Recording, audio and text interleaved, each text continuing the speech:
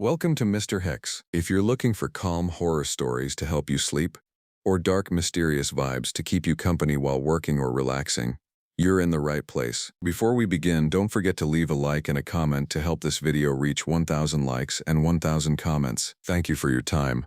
Now turn off the lights, relax, and let the story begin. I've been a park ranger for 15 years, and I thought I'd seen everything these mountains could throw at me.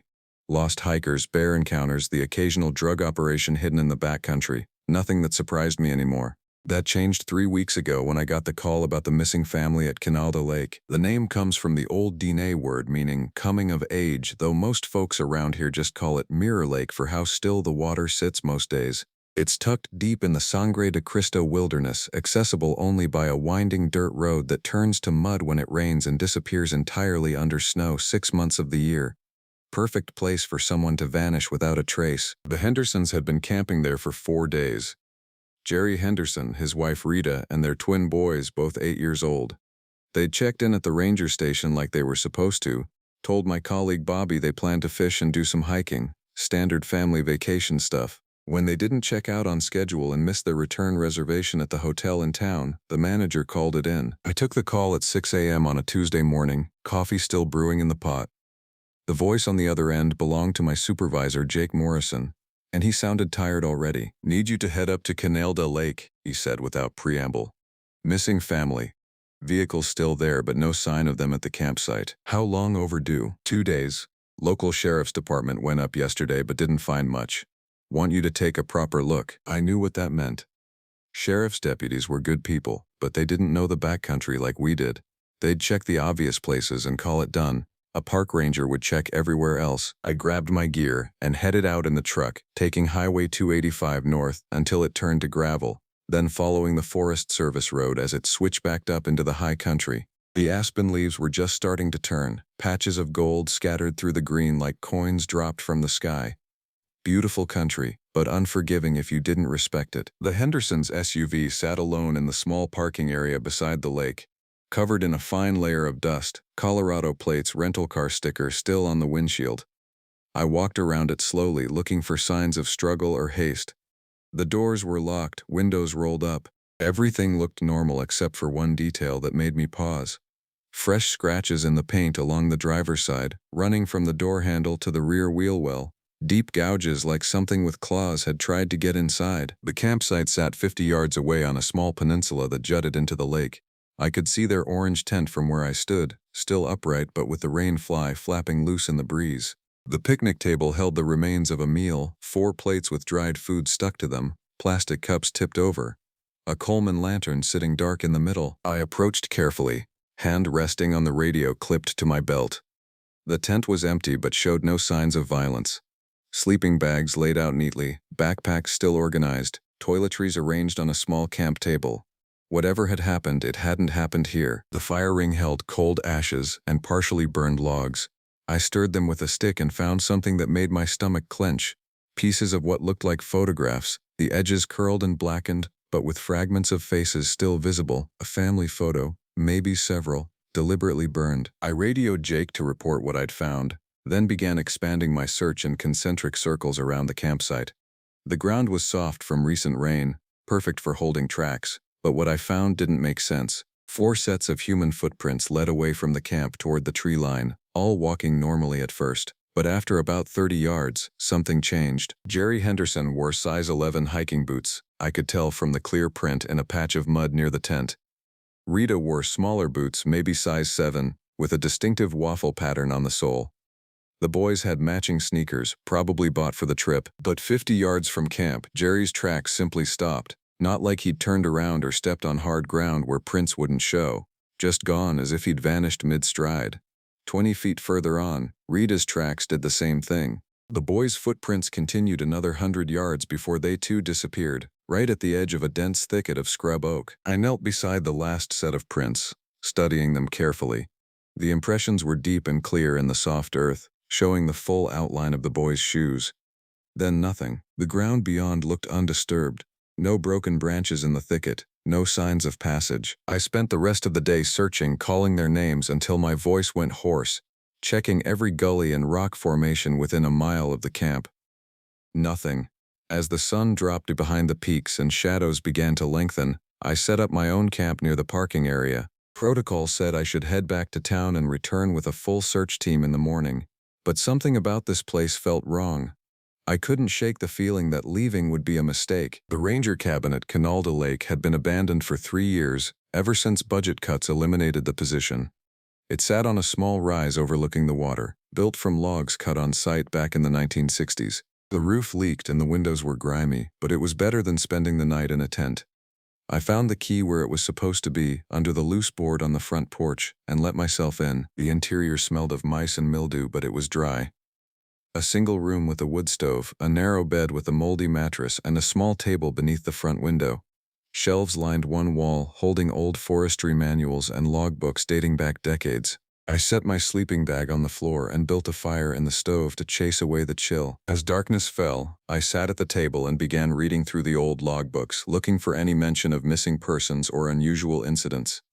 Most entries were routine, weather observations, visitor counts, maintenance notes, but scattered through the pages were stranger things. Reports of hikers claiming to hear voices calling their names from the forest. Sightings of figures moving through the trees that didn't quite look human. Animals behaving oddly, refusing to drink from the lake. One entry from 1987 caught my attention. Camper reported seeing person in animal skin watching their sight from across the lake. When called out to, figure ran into trees on all fours. Search next morning found no tracks. Advised camper were likely coyotes or elk at distance. Another from 1994. Missing hiker found after 3 days claims no memory of where he went. Appeared at trailhead parking lot naked and disoriented. Medical exam showed no injuries but extensive scratches on back and arms. Patient insisted it wasn't human but could provide no other details. I was still reading when I heard the first howl. It came from across the lake, starting low and rising to a wavering cry that echoed off the water and the surrounding cliffs. Not quite a wolf, wrong pitch, wrong rhythm, more like a human voice trying to imitate a wolf and not getting it quite right. I stepped outside and stood on the porch, listening. The howl came again, closer this time, and was answered by another from the opposite direction. Then another, and another, until the entire basin rang with their cries. But there was something off about the timing. The way they overlapped and harmonized. Too coordinated, too intentional. I went back inside and checked my rifle, a lever-action 30-30 I'd carried for years. Good for black bear and the occasional mountain lion, though I'd never had to use it. I hoped tonight wouldn't be different. The howling continued for an hour, moving around the lake in a pattern that seemed almost ritualistic. Sometimes they sounded like animals, sometimes like humans mimicking animals, and sometimes like something else entirely, something that made my skin crawl and my hands shake as I tried to write in my own logbook. When silence finally returned, it felt heavier than the noise had been. I tried to sleep, but every small sound brought me fully awake. The settling of the old logs, wind through the pines, the lap of water against the shore. Sometime after midnight I heard footsteps on the gravel outside, slow, deliberate steps that circled the cabin once, twice, 3 times. I grabbed the rifle and peered through the grimy window, but the moonlight revealed nothing except empty ground and the dark shapes of trees. The footsteps had stopped. Then I heard the scratching. It started on the roof, a slow scraping sound like fingernails dragged across wood, moving from one end of the cabin to the other, then back again.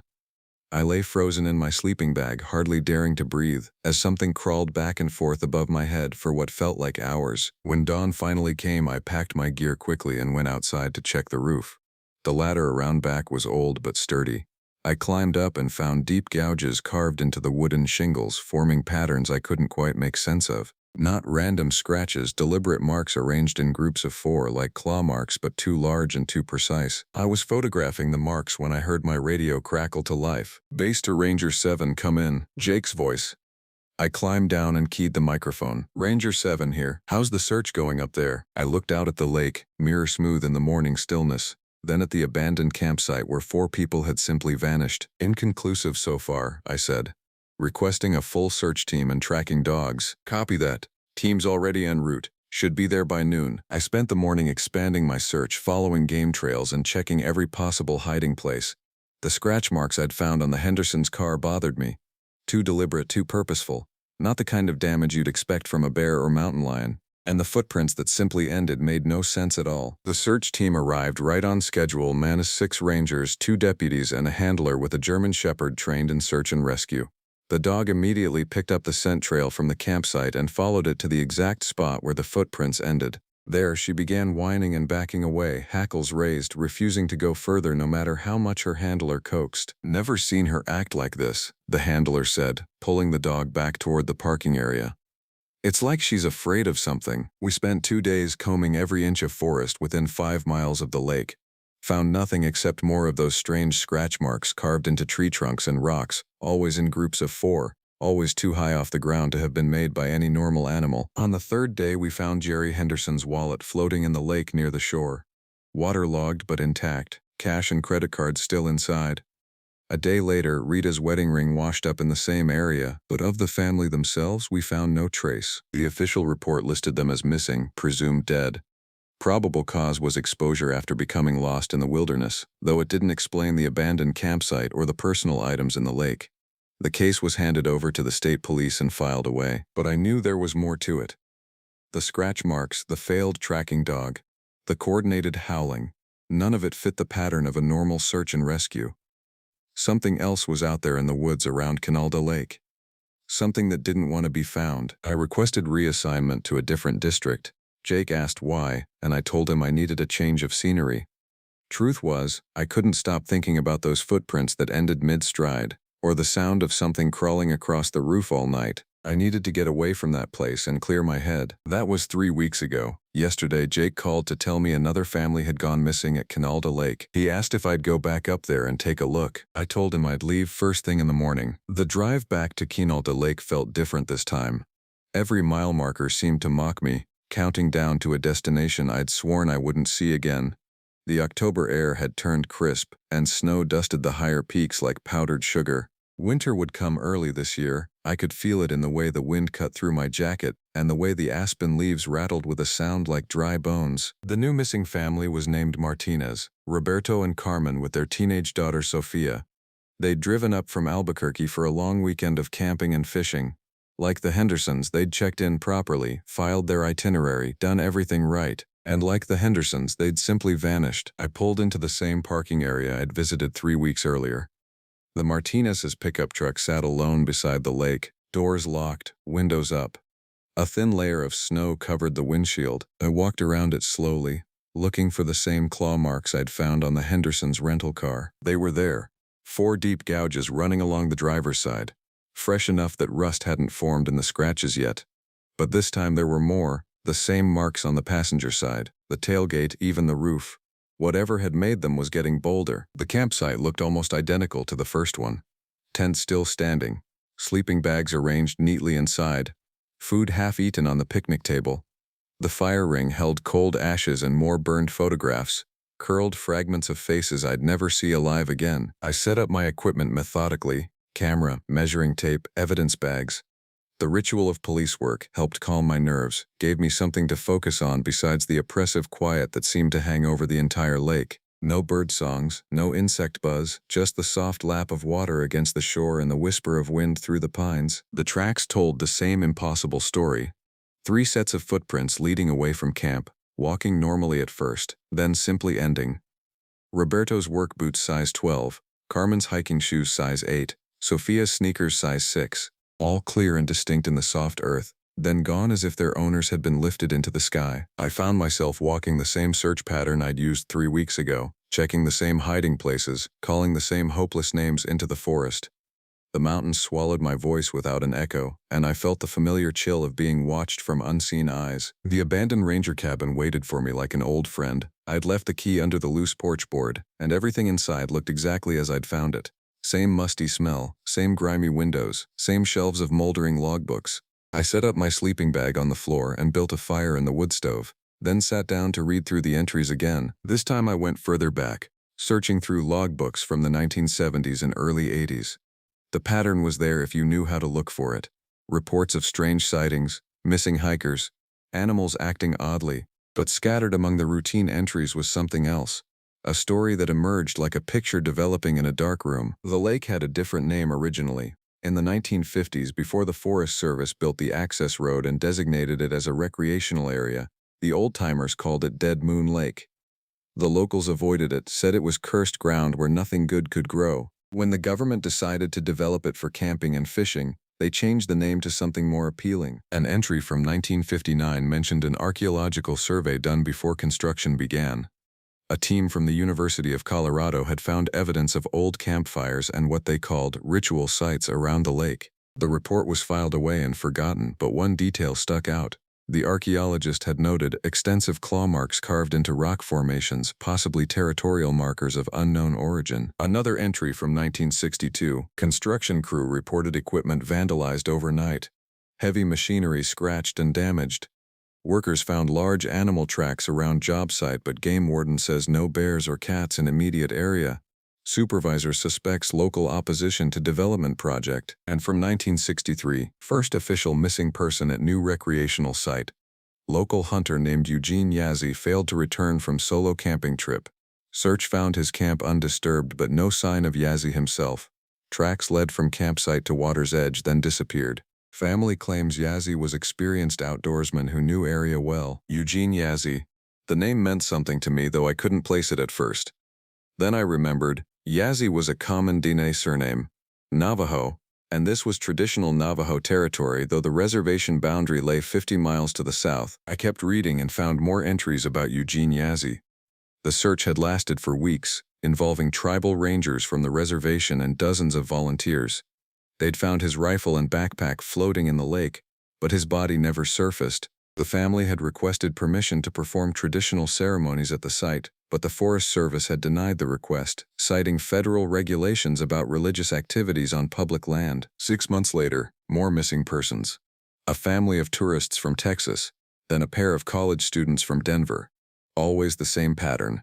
Camp left undisturbed, tracks leading to nowhere, personal items washing up in the lake days later. The entries stopped abruptly in 1964. No more missing persons, no more strange sightings, just routine maintenance and visitor reports for the next 2 decades, as if whatever had been happening at the lake had simply gone dormant. Until 1987, when the reports started again. I was still reading when I heard the howling begin, same pattern as before, starting across the lake, then answered from multiple directions until the entire basin rang with inhuman cries.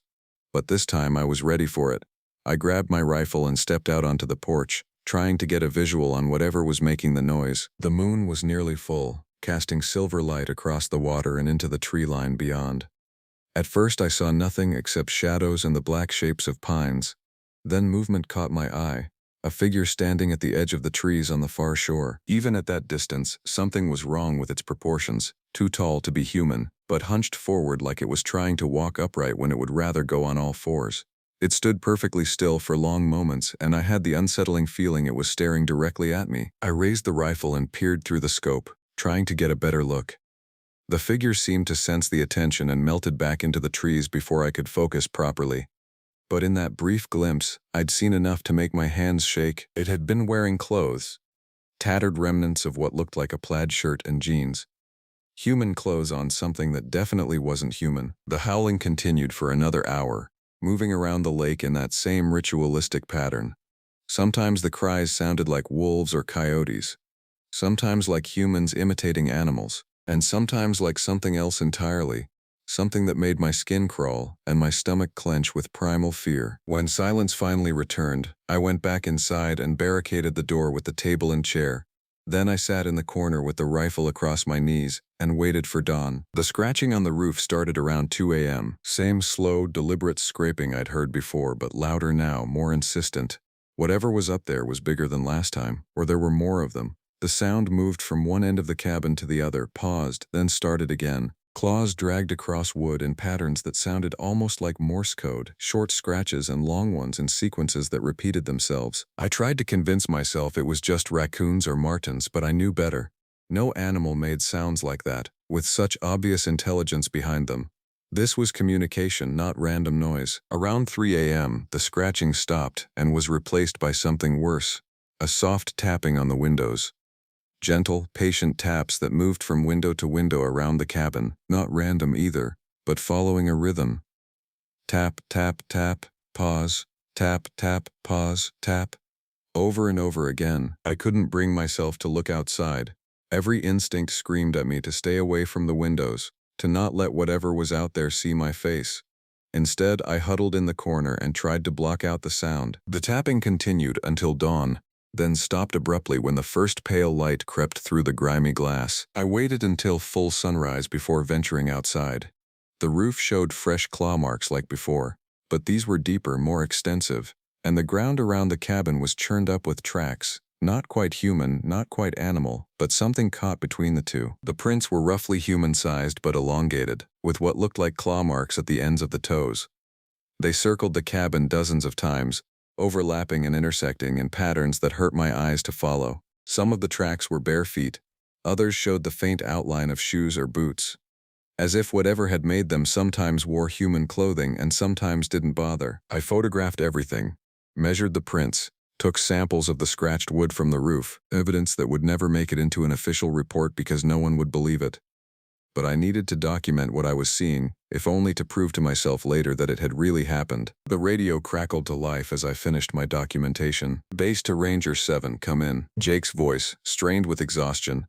I keyed the microphone. "Ranger 7 here. Search team's en route. Should be there by noon.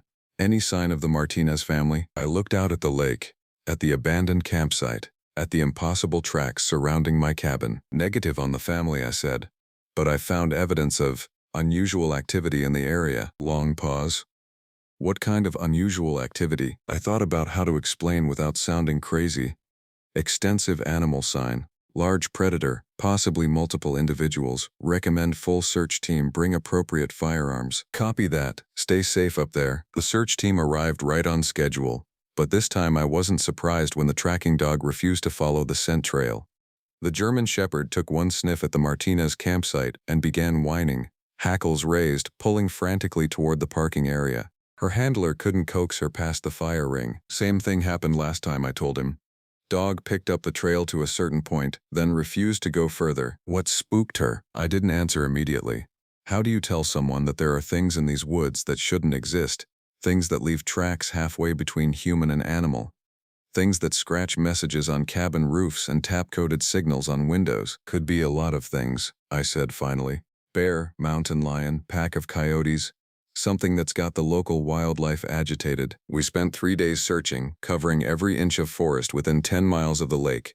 Found more of those strange claw marks carved into trees and rocks, always in groups of 4, always too high to have been made by normal animals. Found places where the ground had been disturbed, great circular patches where something large had rolled or thrashed in the dirt. But of the Martinez family we found nothing. On the 4th day, Roberto's wallet washed up on the shore. Day 5 brought Carmen's purse, waterlogged but intact. Day 6, Sophia's cell phone, ruined by water but still recognizable. The official report would list them as missing, presumed dead. Same as the Hendersons. Same as Eugene Yazzie and all the others who had vanished at this cursed lake over the decades. But I was starting to understand the pattern. Whatever lived in these woods didn't just kill people, it studied them first. Watched them, learned about them, maybe even tried to become them. The clothes on the figure I'd seen, the human-like tracks around my cabin, the way the howls sometimes sounded like voices calling for help. It was hunting, but not for food. It was hunting for identity, for understanding of what it meant to be human. And it was getting better at it. The search was officially called off after a week. I requested permission to stay an extra day to finish my documentation, but really I wanted to go through the old logbooks one more time. There had to be more information about Eugene Yazzie and what had happened when he disappeared. I found it in a logbook from 1965, filed under incident reports. A single page, written in careful longhand, received visit from tribal elder Lawrence Yazzie, uncle of missing hunter Eugene. Claims family has traditional knowledge about lake area. Says location was avoided by tribal members for generations due to presence of Yinaldushi, shapeshifter witch. Requests permission to perform cleansing ceremony. Request denied, per federal regulations. Advised Mr. Yazzie that missing person case remains open but supernatural explanations not accepted. Yinaldushi. The term was familiar from my academy training on cultural sensitivity. Navajo folklore about witches who could take animal forms. Most law enforcement considered it superstition, but we were taught to be respectful when dealing with tribal members who took it seriously. Now, sitting in the abandoned cabin beside a lake where 2 families had vanished without explanation, I wasn't sure what I believed anymore. The entry continued. Mr. Yazzie insists development of recreational area disturbed ancient burial ground. claims construction awakened something that should have remained sleeping. Provided hand-drawn map showing location of what he calls forbidden places around lake. Map confiscated as potential evidence but deemed irrelevant to ongoing investigation. A map. Somewhere in the Forest Service files was a map drawn by Eugene Yazzi's uncle, showing the locations of sacred sites around the lake. Sites that might explain why people kept disappearing here. I radioed Jake and requested access to the historical case files for the lake. He sounded puzzled but agreed to have them pulled from storage and sent to my district office. It would take a few days, but I could wait. That night I made one final camp beside Yinaldushi Lake. I wanted to observe the area one more time, to see if the patterns I'd noticed held true. The howling, the scratching, the coordinated movement through the forest, all of it suggested intelligence, organization, purpose. The sounds began at sunset, right on schedule. Howls from across the lake, answered from multiple directions, building to that inhuman chorus that made my skin crawl. But this time I was ready with a digital recorder and a pair of binoculars. The first figure appeared at the tree line just as full darkness fell, tall, hunched, wearing the remnants of human clothing. Then another, and another, until I counted at least 6 shapes moving through the shadows on the far shore. They walked upright but with a shambling gait, as if bipedal movement didn't come naturally to them. One of them raised its head and howled, a sound that started animal and became something horribly human before trailing off into silence. The others answered in sequence, their cries overlapping in harmonies that no natural pack would ever produce. Then they began to move, circling the lake in single file, keeping to the shadows but clearly visible in the moonlight. As they drew closer to my position, I could see details that made my blood freeze. They wore human clothes, but the garments hung wrong on their elongated frames.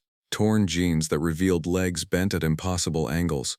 Shirt sleeves that couldn't contain arms too long for human proportions. And their faces, even through the binoculars, even at that distance, I could see their faces were wrong. Human features stretched and distorted, mouths full of too many teeth, eyes that reflected light like an animal's. The procession stopped directly across from my position. 6 figures standing at the water's edge, perfectly still, perfectly silent. I had the overwhelming sense they were looking at me, studying me, deciding what to do next. Then one of them called out in a voice that chilled me to the bone, "Help us." A woman's voice, high and desperate. Carmen Martinez's voice, I was sure of it, but it came from the throat of something that wasn't human, something that had learned to mimic human speech but couldn't quite get it right. "Please, we're lost." Another voice, this one a man's. Roberto Martinez, calling from whatever nightmare he'd become. "I want to go home." A teenage girl, sobbing. Sophia's voice, but wrong, distorted, like a recording played at the wrong speed. They stood there calling for help in the voices of their victims, trying to lure me across the water to join them. When I didn't respond, the calls became more desperate, more human, more heartbreakingly real. "Please, we're hurt. We need help. My daughter is missing. Don't leave us here." I gritted my teeth and stayed put. Whatever those things were, they weren't the Martinez family. The Martinez family was gone, disappeared like the Hendersons and Eugene Yazzie and all the others. But something had taken their shapes, learned their voices, absorbed their memories. The calling continued for an hour before the figures finally gave up and melted back into the trees.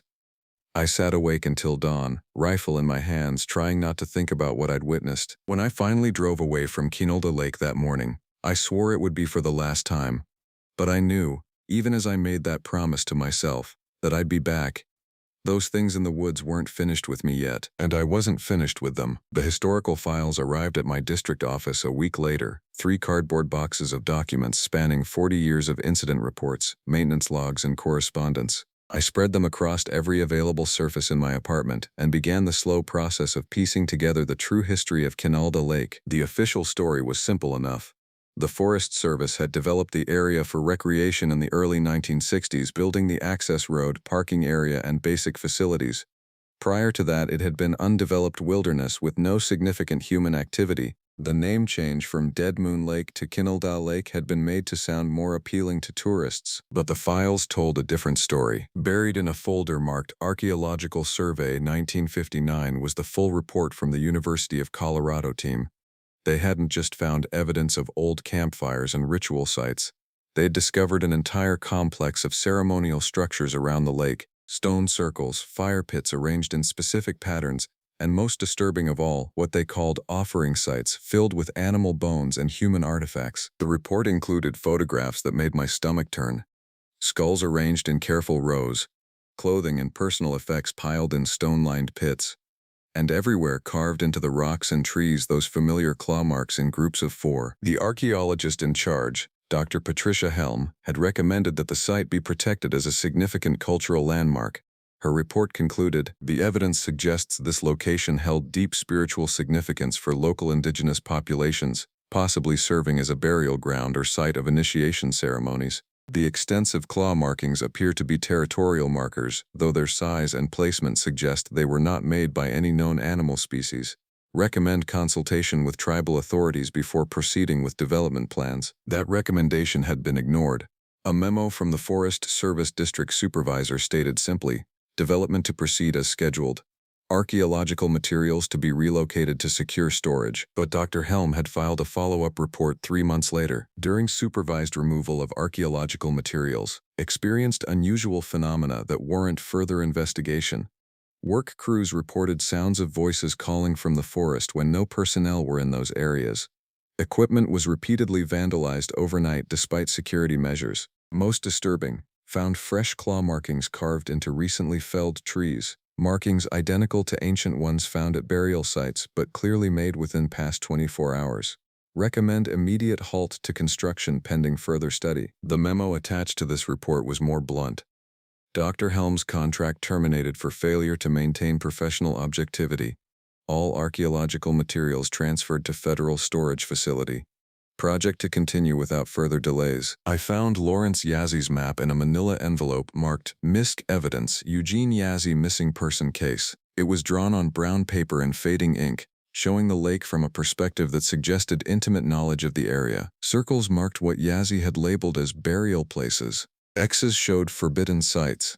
And scattered around the shoreline were symbols I didn't recognize, geometric patterns that looked almost like writing. A note attached to the map, written in the same careful longhand as the incident report. Mr. Yazzie claims these locations must never be disturbed. Says his nephew Eugene was taken because he camped too close to burial ground. Insists creature responsible is Yinaldushi, witch that steals skins of dead to walk among living. Claims only traditional ceremony can send it back to sleep. The map showed 7 marked locations around the lake.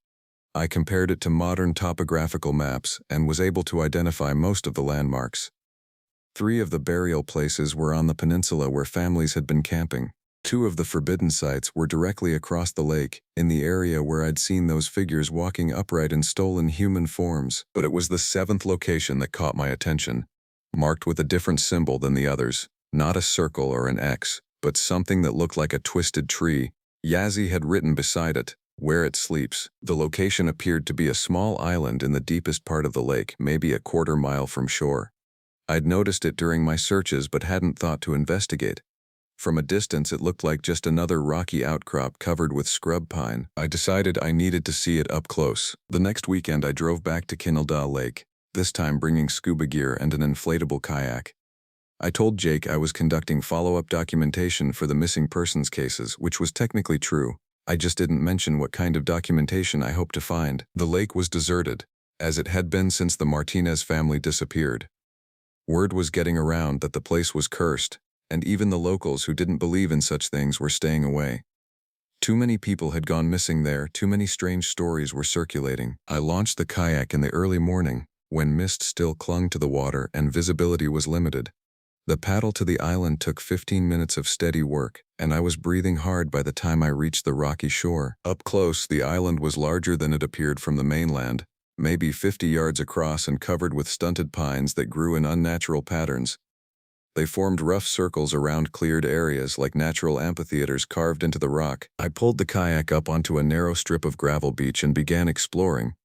The first clearing held what looked like a fire pit, though the stones were blackened with age and partially overgrown with moss. Scattered around it were more of those carved symbols, etched deep into the rock faces. The second clearing was different.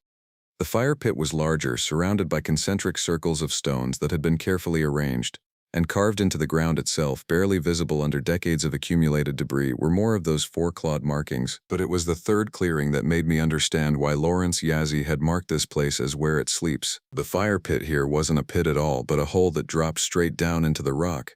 When I cleared away the brush and debris, I found a perfectly circular opening about 3 feet across, lined with fitted stones like an ancient well. A musty smell rose from the depths, carrying hints of decay and something else. Something organic but wrong, like meat left too long in the sun. I dropped a pebble into the hole and counted. 1 Mississippi, 2 Mississippi, 3 Mississippi, 4 Mississippi, 5, then a faint splash. 30 feet deep, maybe more, ending in water. I rigged my dive gear and prepared to go down. The descent was nightmare fuel. The stone-lined shaft dropped straight through the island's bedrock, opening into a flooded chamber that my flashlight couldn't fully illuminate. Ancient stonework surrounded me, carved walls covered with symbols and markings that hurt to look at directly, but it was what floated in the water that made me nearly lose my regulator. Bones. Hundreds of them, maybe thousands, drifting in the dark water like some macabre snowstorm. Human bones mixed with animal remains, all picked clean and bleached white. Skulls bobbed just below the surface, eye sockets staring blindly upward. Ribs and leg bones formed drifting clouds that parted at my approach and tangled among the bones. Pieces of modern clothing. A hiking boot that looked like Jerry Henderson's size 11. A child's sneaker that could have belonged to one of the Martinez boys. Fragments of fabric and personal effects from decades of missing persons. I swam deeper into the chamber and found carved alcoves in the walls, each one filled with carefully arranged offerings. More bones, but also jewelry, watches, wallets, cell phones, the accumulated possessions of everyone who had disappeared at Yinaldushi Lake over the past 60 years. At the far end of the chamber, in the deepest alcove, I found something that made my blood freeze. A shrine of sorts, built from human skulls and decorated with fresh claw marks. And floating in the water before it, a collection of items that were definitely recent. Roberto Martinez's wallet, Carmen's wedding ring, Sophia's cell phone. But beside them was something else. Something that shouldn't have been there. My own park ranger badge, the one I'd lost 3 weeks ago during my first search. I'd assumed it had fallen somewhere in the forest and I'd simply been too distracted to notice, but here it was. 30 feet underwater in a hidden chamber that had been used for ritual sacrifice for generations. They'd been watching me, following me, taking my possessions while I slept in the abandoned cabin, adding them to their collection of trophies from the living world above. I grabbed my badge and got out of there as fast as I could, fighting panic as I swam upward through the cloud of drifting bones. The stone shaft seemed to stretch on forever, and for a terrifying moment I thought I might be swimming in the wrong direction, deeper into the flooded caves instead of toward the surface. When I finally broke through into daylight, I hauled myself out of the hole and lay gasping on the rocky ground. The October sun felt warm on my face, but I couldn't stop shivering. I'd found the source, the heart of whatever was hunting people at Yinaldushi Lake. But I had no idea what to do about it. I was repacking my dive gear when I heard the voice. "You shouldn't have come here." I spun around, hand moving instinctively toward my sidearm. A man stood at the edge of the clearing, elderly and weathered, with long silver hair braided down his back. He wore jeans and a denim jacket, but around his neck was a necklace of silver and turquoise that marked him as Navajo. "You're on federal land," I said, though my voice shook. "This area is closed to the public." He smiled, but there was no humor in it. "My family has been coming to this lake for 1,000 years, long before your government decided to put lines on a map and call it theirs." "Lawrence Yazzie?" His eyes narrowed. "You know my name. I found your map in the old case files, about your nephew Eugene." The old man's expression softened slightly. Eugene was a good boy. Foolish, but good. He thought the old stories were just superstition. Thought he could camp anywhere he wanted, hunt anywhere he wanted, without consequence. "What happened to him?" Yazzie gestured toward the hole I'd just climbed out of. "Same thing that happens to all of them. The Yinaldushi took him, added his skin to its collection, his voice to its repertoire. Now it wears his face when it wants to lure others to their death. The thing I've been seeing in the woods. It's your nephew? Part of him, maybe. The Yinaldushi doesn't just kill, it absorbs. Takes on the memories, the mannerisms, the appearance of its victims. But it's not human anymore. Hasn't been human for a very long time." I sat down heavily on a boulder, trying to process what he was telling me. "How long has it been here?" "Since before the first settlers came west. My grandfather's grandfather told stories about this place, about the witch that lived beneath the waters. We avoided it, left offerings when we had to pass nearby, made sure never to camp or hunt here. Then the government built the road and opened it to tourists." Yazzie nodded grimly. "Invited people to camp right on top of its burial ground. Fed it a steady stream of victims for 60 years, and every person it takes makes it stronger, more cunning, better at mimicking human behavior. Why didn't anyone stop it?" "We tried. When Eugene disappeared, I came to your people with the old knowledge. Told them how to perform the cleansing ceremony, how to send the Yinaldushi back to sleep. They called it superstition and threw me out of their office. I thought about the memo in the files, the dismissive tone of the Forest Service officials. How many lives could have been saved if they'd listened? Can it still be stopped? Yazzie studied me for a long moment. Maybe. But it would take someone willing to go down into its lair, someone with the proper protections and the proper weapons, someone who understands what they're facing. What kind of weapons? Traditional ones. Arrows tipped with white ash, blessed by a medicine man. Fire made from sacred woods. And most important, the true name of the witch, spoken in the old language. Do you know its name? The old man was quiet for so long I thought he wasn't going to answer. Finally, he spoke in a voice barely above a whisper. Hastian Kosh, the beetle man. He was a medicine man from my tribe long ago, became corrupted by power, began practicing dark magic. When the elders discovered what he'd become, they tried to kill him, but he'd already gone too far down the dark path. Instead of dying, he transformed into something else, something hungry, and he's been down there ever since, sleeping mostly. The old ceremony kept him dormant for generations, but when they disturbed the burial ground, broke the protective circles, he woke up, and he's been feeding ever since. I looked down at the hole that led to the underwater chamber, thinking about all those bones, all those possessions, all those people who'd trusted the Forest Service to keep them safe in the wilderness. Will you help me? I asked. Yazzie was already shaking his head.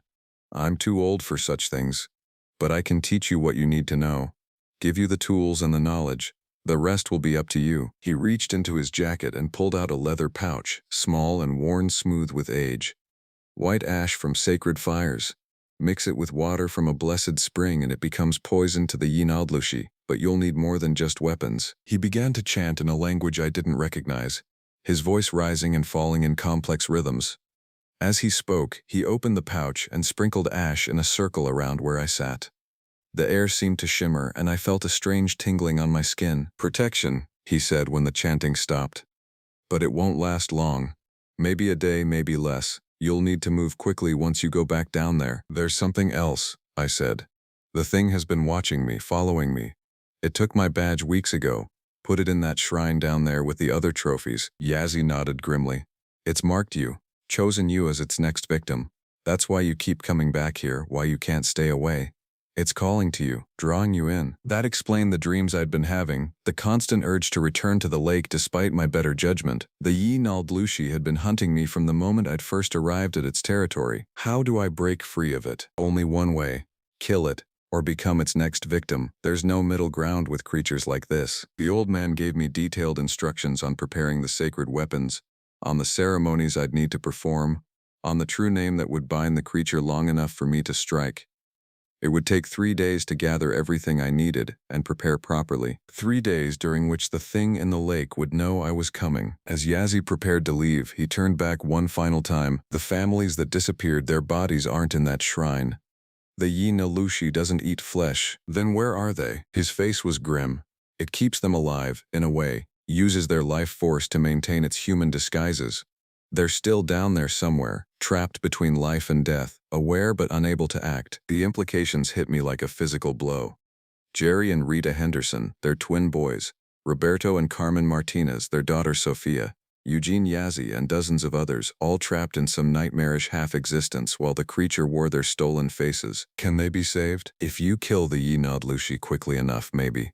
But every day it feeds on them makes them weaker. Soon there won't be enough left to save. I watched the old man paddle away in a canoe I hadn't noticed him arrive in, disappearing into the mist that clung to the far shore. Then I gathered my gear and headed back to town to prepare for what might be my final trip to Yinaldushi Lake. 3 days to gather sacred weapons and learn ancient ceremonies. 3 days to prepare for a confrontation with something that had been killing for generations. 3 days to figure out how to save the souls of people who might already be lost forever. I just hoped it would be enough. I spent the next 3 days in a world I'd never imagined existed. A shadow realm of traditional healers, sacred ceremonies, and ancient knowledge that most modern people never encounter. Lawrence Yazzie had given me names and locations, a network of medicine men and women who still practiced the old ways despite centuries of suppression. The first stop was a small house on the outskirts of Farmington, where an elderly woman named Helen Begay prepared the sacred arrows. She worked in silence, binding arrowheads of napped flint to shafts of mountain mahogany, then dipping each point in a paste made from white ash and blessed spring water. "These will pierce the Yinaldushi stolen flesh," she told me as she worked.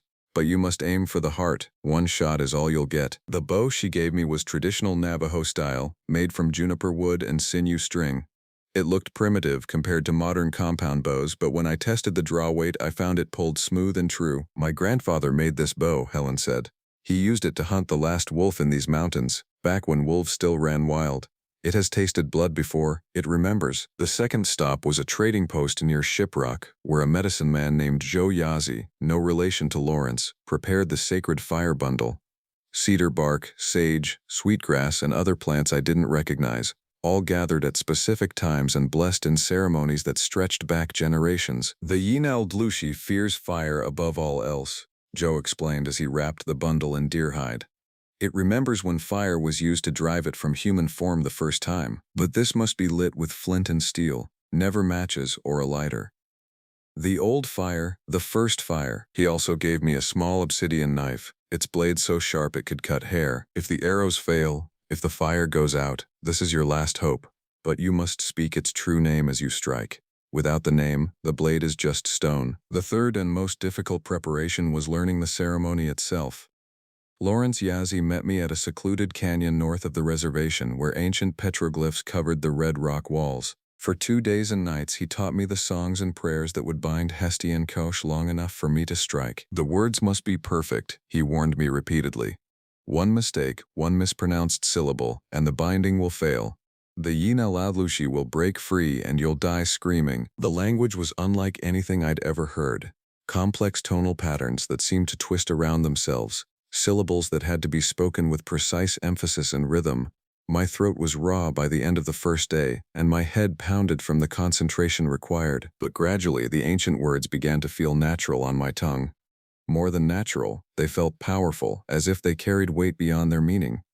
When I spoke them correctly, the air itself seemed to respond, becoming thicker, more charged with potential energy. "Good," Yazzie said on the morning of the third day. "You're beginning to understand. These aren't just words, they're weapons. Used properly, they can bind spirits, compel truth, even turn a Yinaldushi's own power against it." He made me practice the entire ceremony until I could perform it from memory, timing the gestures precisely with the spoken words. By the time we finished, I felt like I'd been through ranger training all over again. Exhausted but competent, ready for whatever waited at the bottom of that flooded chamber. "Remember," Yazzie said as we parted ways, "the Yinaldushi will try to confuse you, make you doubt what you're seeing. It might appear as one of the missing people, beg for mercy, claim to be innocent. It might even take your own form, make you question your own identity. Don't listen. Trust only the ceremony, only the ancient words." I drove back to Canalda Lake on a gray October morning. Storm clouds building over the peaks and a cold wind that carried the promise of early snow.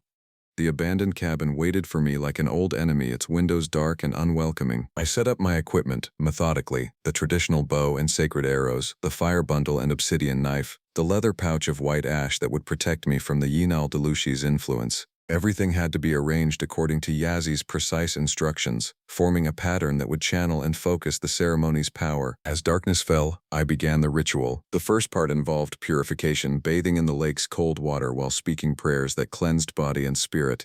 The water felt like ice against my skin, but I forced myself to stay submerged until the required words were spoken. Next came the sacred fire, lit with flint and steel from the bundle Joe Yazzie had prepared.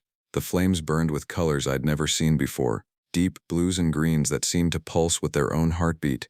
As the smoke rose, I breathed it deeply and felt my consciousness begin to shift. The final preparation was the most difficult, opening my mind to the spirit world, becoming receptive to forces that most humans never perceive. Yazzie had warned me this would be dangerous, that I'd be vulnerable to psychic attack while in this state. But without it, I'd never be able to see the Yinaldushi's true form. As the ceremony reached its peak, the world around me began to change. The lake's surface became mirror smooth, reflecting not the cloudy sky above but something else. Images of the past, scenes of all the people who had died here over the decades. I saw Eugene Yazzie making camp on the Forbidden Peninsula, unaware that something was watching from the trees. I saw the Henderson family roasting marshmallows around their fire while shadows crept closer through the darkness. I saw the Martinez family laughing and joking in their tent, not knowing they'd never see another sunrise, and I saw the thing that had taken them. Hastian Chosh appeared first as he'd been in life, a Navajo medicine man with long black hair and traditional clothing. But as I watched, his form began to shift and change. His skin became mottled with dark patches, his limbs elongated unnaturally, his face stretched and distorted until it was no longer human. The creature that emerged from this transformation was nightmare-made flesh, 8 feet tall, with arms that reached nearly to the ground and fingers that ended in razor-sharp claws. Its skin was a patchwork of different colors and textures, as if it had been assembled from the hides of dozens of different animals. But most horrible of all were its eyes, human eyes, but wrong, reflecting light like a predator's and filled with an intelligence that was alien but terrifyingly aware. As I watched the vision, the creature turned and looked directly at me across the centuries that separated us. Its mouth opened in a smile that revealed rows of needle-sharp teeth, and it spoke in a voice like grinding stone. "I've been waiting for you." The vision ended abruptly, leaving me gasping on the rocky shore. But I knew the creature was aware of me now, knew I was coming. The ceremony had opened a connection between us, and I could feel its presence like a weight on my chest, pressing down with malevolent hunger. I gathered my weapons and prepared for the descent. The underwater journey felt different this time. The flooded chamber seemed larger, filled with shadows that moved independently of my flashlight beam. The bones that had drifted randomly before now formed patterns on the cavern floor, spirals and circles that hurt to look at directly. But it was the shrine at the far end that showed the greatest change. The careful arrangement of human skulls had been rebuilt into something resembling a throne, and seated on it was a figure that made my blood freeze. Jerry Henderson, or something wearing his face. It sat perfectly still, eyes closed, as if sleeping or meditating. But when I approached, those eyes snapped open and fixed on me with inhuman intelligence. "You shouldn't have come here," it said in Jerry's voice, but with subtle distortions that made it sound like a recording played at the wrong speed.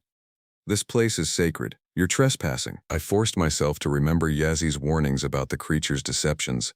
This wasn't Jerry Henderson, it was the Yinaldushi wearing his stolen form, trying to confuse me into lowering my guard. "I know what you are," I said, raising the bow and knocking one of the sacred arrows. "Hastian Kosh, the beetle man. I've come to send you back to the darkness where you belong." The thing wearing Jerry's face laughed, a sound like breaking glass. "Such confidence. Do you think you're the first to try? I've been feeding on heroes for 60 years. Rangers and hunters and medicine men, all convinced they could defeat me. Their bones decorate my chamber. Their faces fill my collection." It stood up from the throne of skulls, and I saw that its body was wrong, Jerry Henderson's head and torso, but with arms and legs that belonged to different people entirely. A patchwork creature assembled from stolen parts. "Look around you," it continued, gesturing to the shadowy alcoves. "Your friends are here. All of them." Figures stepped out of the darkness, Rita Henderson and her twin boys, Roberto and Carmen Martinez with their daughter Sophia. But like the thing on the throne, they were wrong. Their movements were too fluid, their expressions too blank, their eyes reflecting light like an animal's. "We're so cold," Rita Henderson said in a voice like wind through dry grass. "So hungry. Won't you stay with us?" "Papa, why did you leave us here?"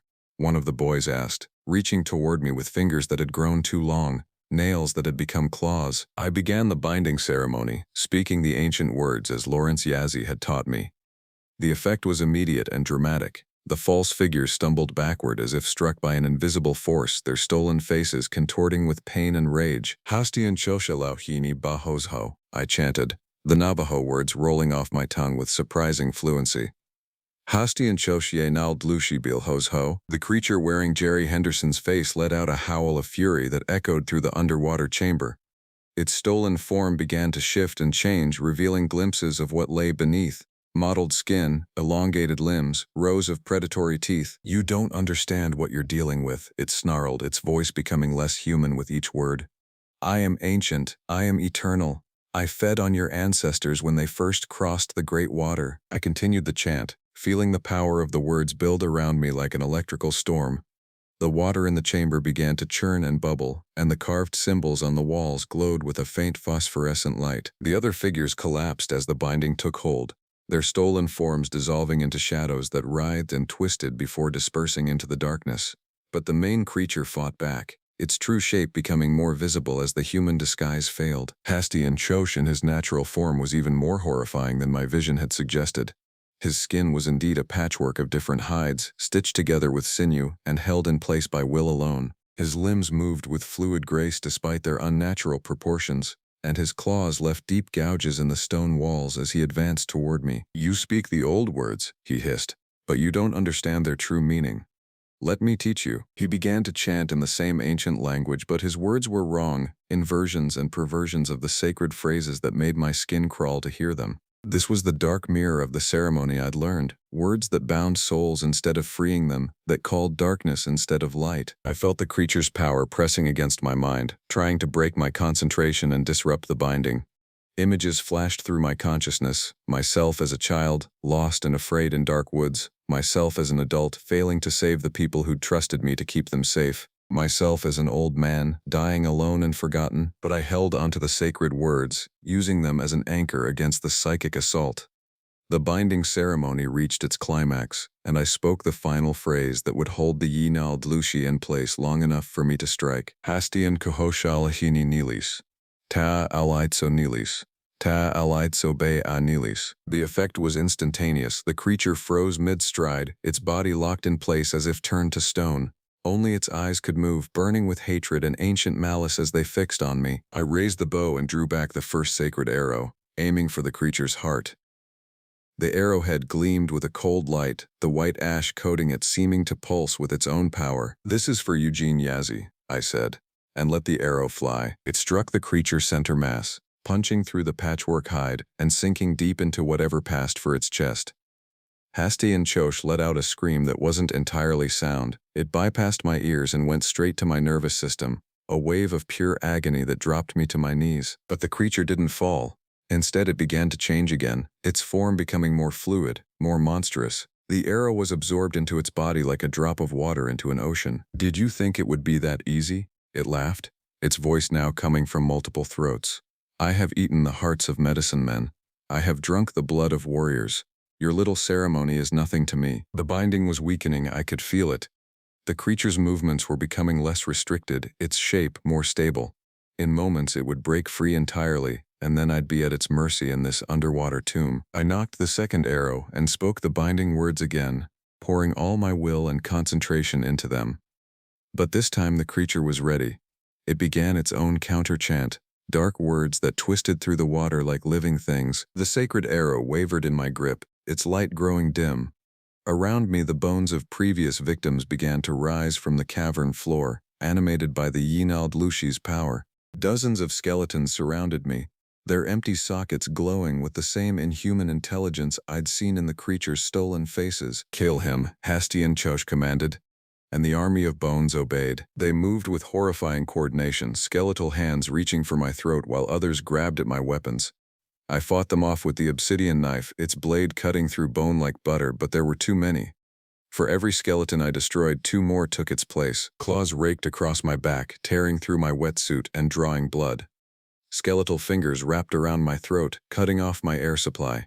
I felt myself weakening, the sacred words becoming harder to remember as oxygen deprivation clouded my mind. That's when I heard the voice. "Don't give up," a woman's voice, speaking from somewhere beyond the circle of attacking skeletons. I looked up and saw her, Rita Henderson, but not the false version the Yinaldushi had created. This was her true spirit, translucent but unmistakably real. "We're still here," she said, gesturing to other figures becoming visible in the shadows.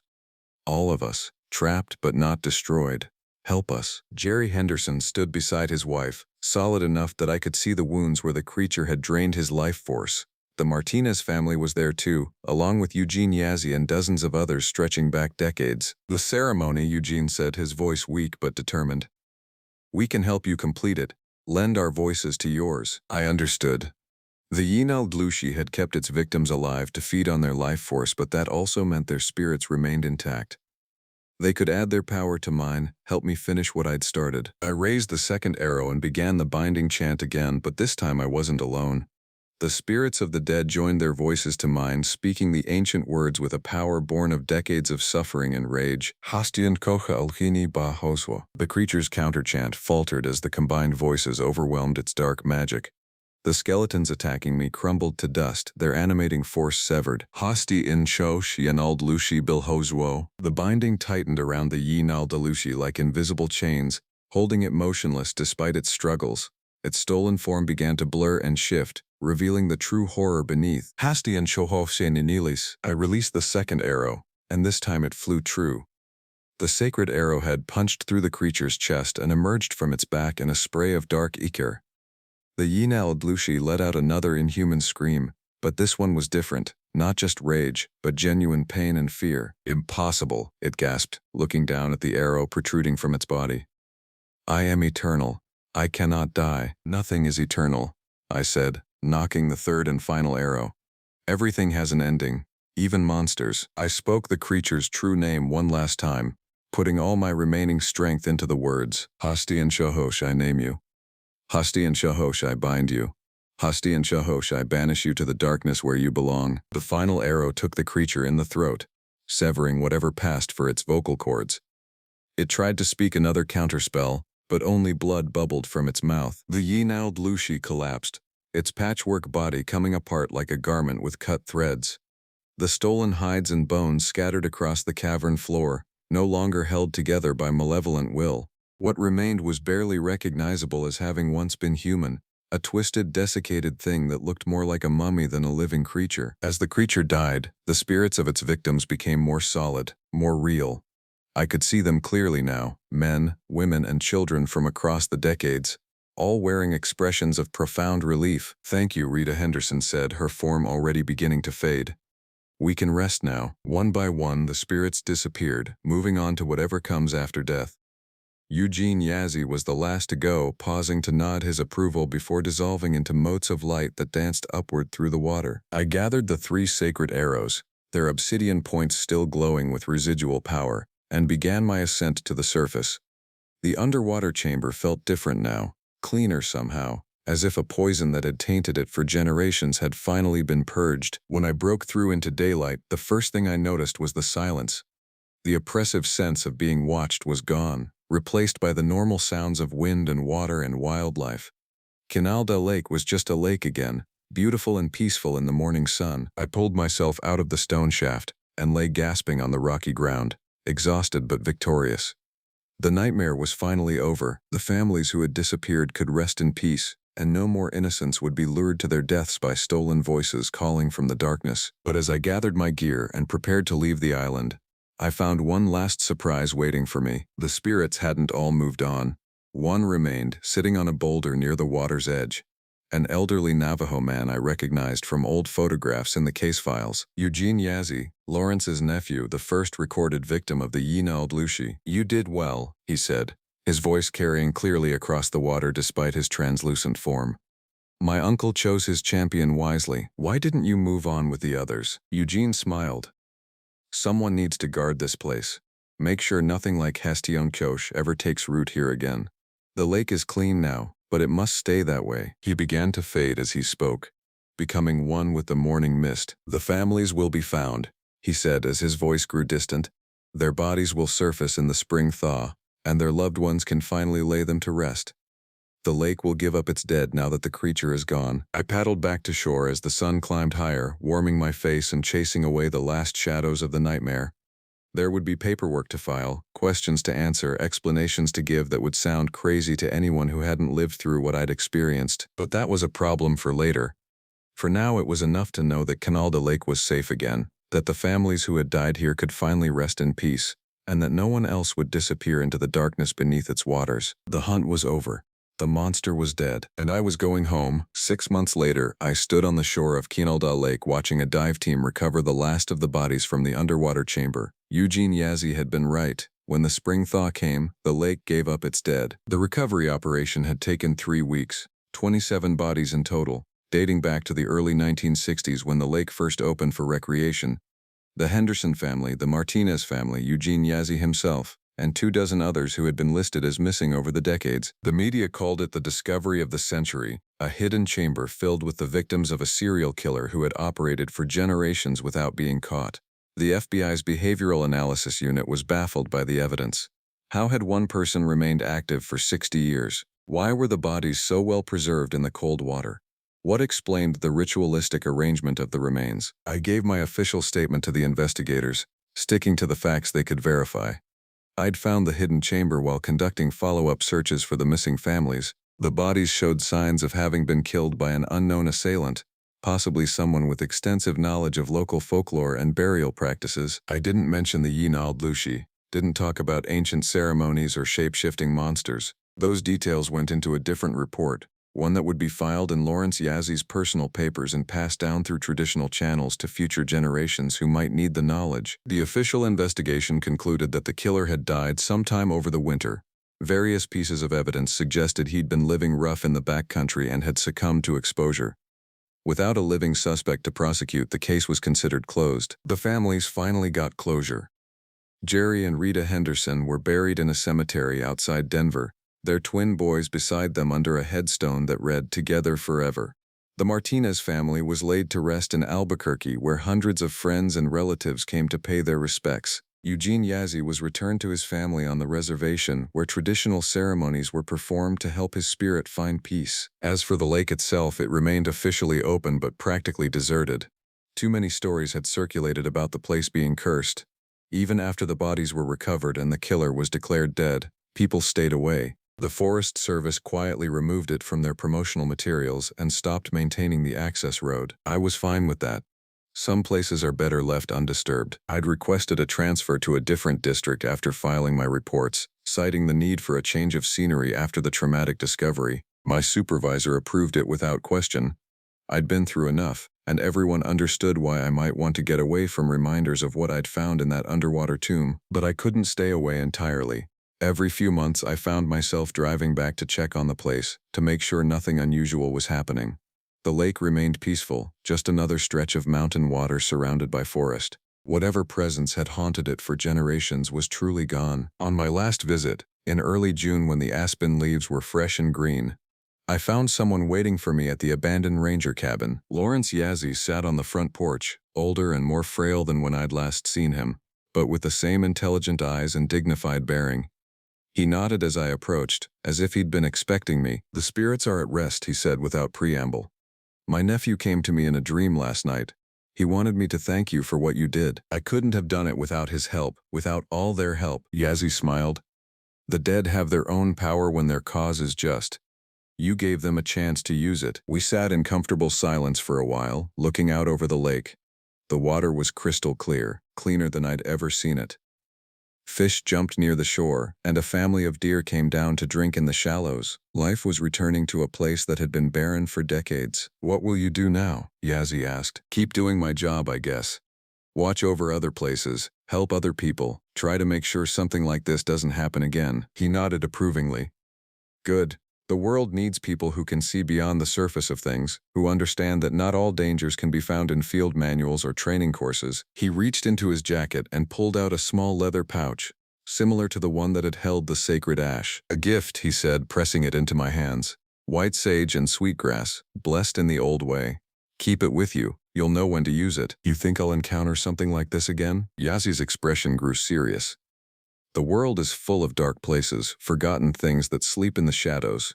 Most will never wake, but some are stirring. The old boundaries are weakening. Traditional knowledge is being lost. People like you, people who can bridge both worlds, are going to be needed more and more." He stood to leave, moving slowly but with dignity. "One more thing," he said, pausing at the edge of the porch. "The lake's true name isn't Canalda. That was just something the government made up to sound exotic. The real name, the one my people used for 1,000 years, is Todieji, place of cleansing waters." "Why are you telling me this?" "Because that's what it is now, what it was always meant to be. The corruption is gone, the darkness lifted, it's clean again." I watched him walk into the forest, his figure becoming one with the shadows between the trees. When I looked again, he was gone, disappeared as silently as he'd arrived. I spent one final night at the lake, camping under the stars without fear for the first time since this whole ordeal began. The night sounds were normal, owls and coyotes, wind through the pines, the gentle lap of water against the shore. No howling voices, no scratching on cabin roofs, no sense of malevolent eyes watching from the darkness, just peace. The next morning I packed my gear and drove away from Todishishi for what I knew would be the last time. The lake would be safe now, protected by the spirit of Eugene Yazzie and cleansed by the sacrifice of all those who had died there. Other rangers would watch over it, other visitors would come to fish and camp and enjoy its beauty. But they would never know the full story of what had happened here. The ancient evil that had been defeated through a combination of traditional knowledge and modern determination. That story would live on in whispered tales and half-remembered legends, passed down through generations of people who understood that some things are better left undisturbed. As I drove through the forest toward my new assignment, I thought about what Yazzie had said about other dark places, other forgotten things stirring in the shadows. The world was full of mysteries that couldn't be solved with forensic science or satellite imagery, ancient powers that predated human civilization, creatures that existed in the spaces between myth and reality. Most people would never encounter such things. They'd live their entire lives in the comfortable assumption that the world was entirely rational, entirely explainable through natural laws and scientific method. But some of us knew better. Some of us had seen behind the curtain, looked into the face of something that shouldn't exist but did anyway. We carried that knowledge like a burden and a gift, ready to stand between the darkness and the innocent people who trusted us to keep them safe. I reached into my pocket and felt the small leather pouch Yazzie had given me, the blessed sage and sweetgrass that would protect me from whatever nightmares waited in the wilderness ahead. The old man was right.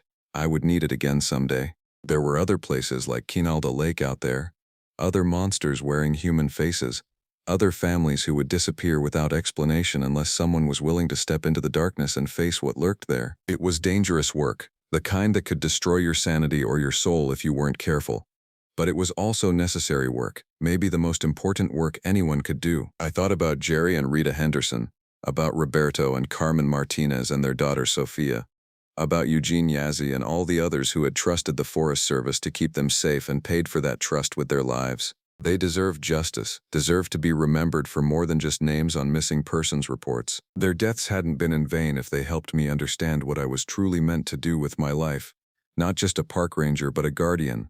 Not just protecting wilderness areas from human interference, but protecting humans from the wild things that had never been tamed. The road ahead wound through mountains and forests, past lakes and streams and hidden valleys where anything might be waiting. Some of those places would be safe, just beautiful wilderness areas where families could camp and hike without fear. Others would be different, older, darker, but I was ready for them now. I had the tools and the knowledge, the weapons and the words. Most importantly, I had the understanding that some battles couldn't be won with conventional means, that sometimes the old ways were the only ways that worked. I drove on toward my new district, toward whatever mysteries and dangers waited there, carrying the memory of Todihizi and the lessons it had taught me. The hunt for ancient evils was just beginning, but I was no longer the naive ranger who had first answered that call about a missing family at a remote mountain lake. I was something more now, something prepared, and when the next call came, and I knew it would come, I would be ready. The spirits of the dead would rest easy, knowing someone was watching the thin places where darkness seeped through.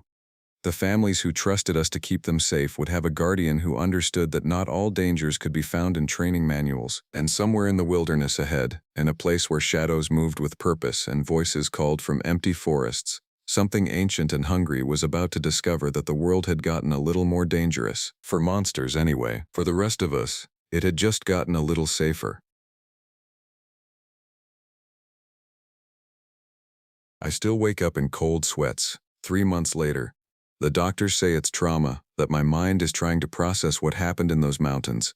But they don't understand. They weren't there when the forest went silent. They didn't see what I saw moving between the trees, wearing faces that weren't quite right. My name doesn't matter anymore, not after what happened at Kutsuwakit Ridge. That's what the locals called it, an old Algonquian word meaning place where spirits walk. We should have listened to the warnings. It started as a simple weekend getaway. 6 of us from college, celebrating the end of finals week. Myself, my roommate Jake, his girlfriend Maya, plus our friends Zoe, Brandon, and Alex. We'd been planning this camping trip for months, eager to escape the suffocating atmosphere of university life and lose ourselves in the wilderness of northern Michigan's Upper Peninsula. Jake had found the spot online, a remote area near the Huron Mountains, far from established campgrounds and hiking trails.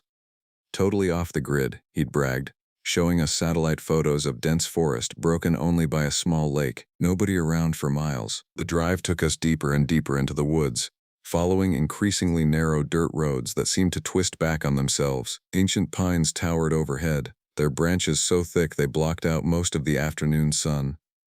The deeper we went, the quieter it became. No birds singing, no insects buzzing, just the rumble of our two vehicles navigating the rutted track. "Are we sure this is right?" Maya asked from the passenger seat, peering at Jake's phone. "We lost cell service about 20 miles back." "That's the point," Jake laughed, though I noticed his knuckles were white as he gripped the steering wheel. "Complete digital detox." A forest pressed in around us, walls of green so thick you couldn't see more than 10 feet in any direction. There was something unsettling about the uniformity of it.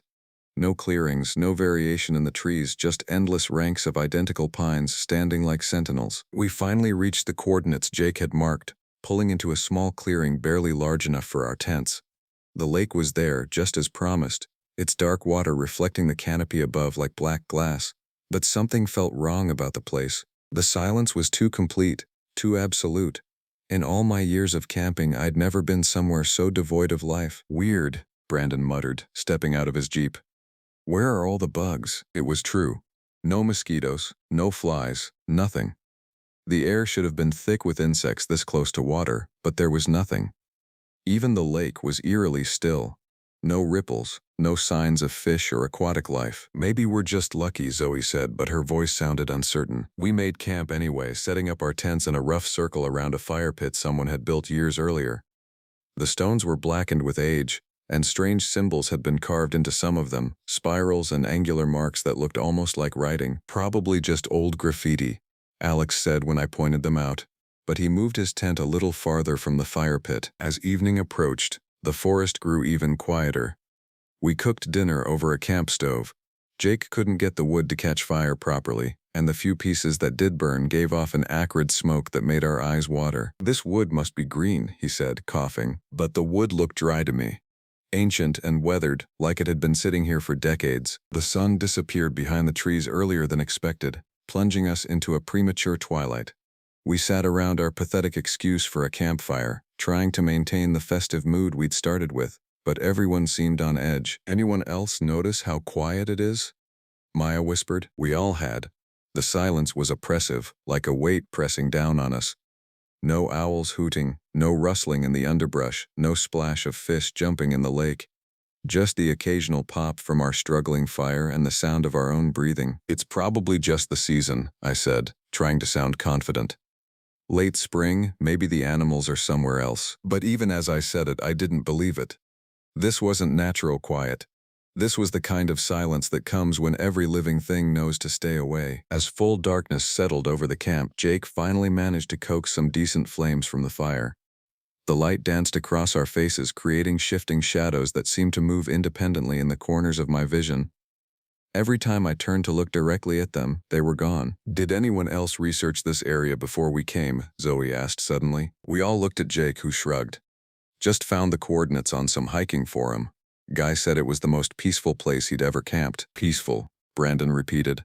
"Yeah, that's one word for it." Around 11 o'clock, we decided to call it a night. The fire was dying despite our efforts, and the cold was seeping in faster than it should have for late May. We said our goodnights and retreated to our respective tents, but I don't think any of us slept well that first night. I lay in my sleeping bag, listening to the absolute silence outside. No wind in the trees, no night sounds at all. Just the occasional crack from the dying fire and the sound of someone shifting restlessly in a nearby tent. Somewhere around 3 in the morning, I heard footsteps. They were soft, barely audible, but definitely there, the sound of bare feet moving carefully around our campsite. I held my breath, straining to listen. The steps circled our tents once, twice, then stopped directly outside mine. I waited for what felt like hours, too terrified to move. But eventually exhaustion overtook fear and I drifted into uneasy sleep. When morning came, I almost convinced myself I'd imagined the whole thing. Almost. But then Brandon found the tracks. "Guys, you need to see this." Brandon's voice carried across the campsite, tight with something that might have been fear.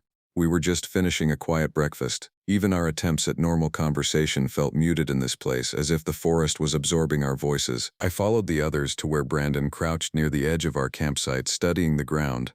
There in the soft earth around our fire pit were footprints. Lots of them, but they weren't right. The tracks were roughly human-shaped but elongated, with what looked like claw marks at the tips. They were deep too, as if made by something much heavier than a person.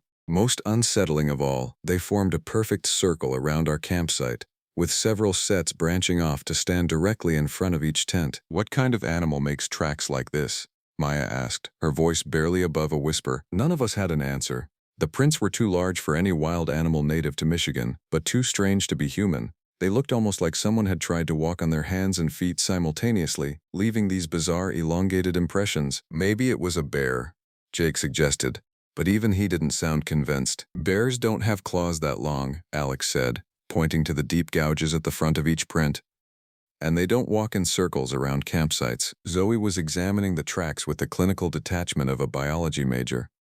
"The gait is all wrong for any quadruped I know. Look at the spacing. Whatever made these was moving deliberately, carefully, almost like it was trying not to wake us up." The thought sent chills down my spine. Something had indeed circled our camp in the night, had stood outside each of our tents while we slept. I remembered the footsteps I'd heard, the sense of being watched. "We should get out of here," I said. "Come on," Jake protested. "We just got here. It's probably just some weird local wildlife. Michigan has black bears, right? Maybe a sick one or something." But Brandon was shaking his head. "I've seen plenty of bear tracks. This isn't a bear." He stood up, brushing dirt from his hands. "And look at this." He led us to a cluster of trees at the edge of the clearing. About 8 feet up on several trunks, long gashes had been carved into the bark. They were too high for any normal animal to reach, and too systematic to be random damage. "Territorial marking, maybe?" Maya suggested. "Or a warning," Zoe muttered. We spent the morning exploring the immediate area, partly out of curiosity and partly to convince ourselves that this was just some natural phenomenon we didn't understand. But everything we found only made the place seem more unnatural. The forest was completely devoid of wildlife. No squirrels, no birds, no insects of any kind. Even the lake was lifeless. Clear water with no fish, no plants, no algae. It was like a sterile aquarium that had never been stocked. "This doesn't make sense," Zoe said, crouching by the water's edge. "There should be some kind of ecosystem here. Algae, plankton, something. But this water is completely dead." The silence was even more oppressive during the day. Our voices seemed to be swallowed by the forest, and any sound we made felt intrusive, wrong.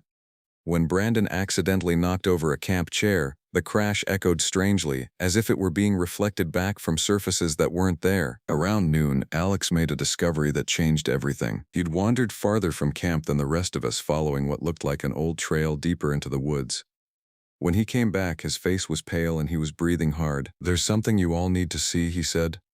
"But I don't think we're going to like it." The trail he'd found was barely visible, just a slight depression in the forest floor where the pine needles were packed down differently.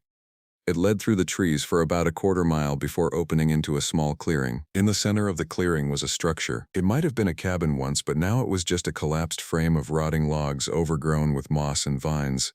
What caught our attention, though, were the objects arranged around it in precise geometric patterns. Bones. Animal bones mostly, picked clean and weathered white. They were arranged in spirals and straight lines, creating complex designs that clearly weren't random. Deer skulls formed the points of several triangles, while smaller bones, rabbits, birds, things I couldn't identify, filled in the patterns between. "What the hell is this place?" Jake whispered. At the center of the bone arrangements, directly in front of the ruined cabin, was a circle of stones similar to the ones around our fire pit. But these had more of those strange symbols carved into them, and the markings looked fresh, recently renewed. "We need to leave," I said. "Right now." But as we turned to go, Brandon pointed to something that made us all freeze. Fresh footprints. The same elongated, clawed tracks we'd found at our campsite, but these were still damp in the soft earth. They led from the bone arrangements directly toward the trail we'd followed, toward our camp. "How fresh?" Maya asked, though I could tell from her tone she already knew the answer. "Very," Brandon said. "These were made this morning, maybe even while we were here looking around." We hurried back to our campsite, constantly looking over our shoulders. The forest seemed different now, more menacing. The trees felt like they were leaning in toward us, and I kept catching glimpses of movement in my peripheral vision that vanished when I turned to look. Back at camp, we found more tracks, not just around the fire pit this time, but leading right through our campsite, past our tents, down to the lake and back. Whatever was making them had grown bolder during the day. "That's it," I announced. "I'm packing up." "Wait," Zoe said. She was examining one of the clearer footprints with a magnifying glass from her field kit. Look at this. In the center of the largest print, pressed deep into the earth, was something that made my blood run cold. It looked like a human handprint, but wrong somehow. The fingers were too long, the palm too narrow, and there was something that might have been a sixth digit. "That's not possible," Alex said. "Nothing has anatomy like that." But there it was, clear as day. Something was walking on feet that had human hands pressed into their soles, leaving these bizarre double impressions. As evening approached and the forest began its premature descent into darkness, we huddled around our pathetic fire trying to decide what to do. Jake and Maya wanted to stay, convinced there was a rational explanation for everything we'd seen. The rest of us were ready to pack up and leave immediately. "Look, we've got one more night," Jake argued. "If anything else weird happens, we'll leave first thing in the morning. But I'm not going to let some local wildlife scare us off." "This isn't local wildlife," I insisted. "This is something else entirely." But as darkness fell and our fire began to die despite our efforts to keep it going, I realized we might not have a choice. The temperature was dropping fast, and trying to navigate those twisting dirt roads in the dark seemed almost as dangerous as staying. We agreed to take watches. 2 people awake at all times, keeping the fire going and watching for any signs of our uninvited visitor. I took the first watch with Brandon, sitting close to the weak flames and trying to peer into the absolute darkness beyond our small circle of light. That's when we heard it for the first time. A sound like nothing I'd ever heard before, part howl, part shriek, part something else entirely. It came from deep in the forest, echoing off the trees in a way that made it impossible to pinpoint the direction. It was the sound of something in agony or rage or both, and it was getting closer. The sound came again, closer this time. A keening wail that seemed to come from everywhere at once, bouncing off the trees and distorting until it was impossible to tell which direction it originated from. Brandon and I instinctively moved closer to the fire, backs pressed together as we scanned the darkness. "What was that?"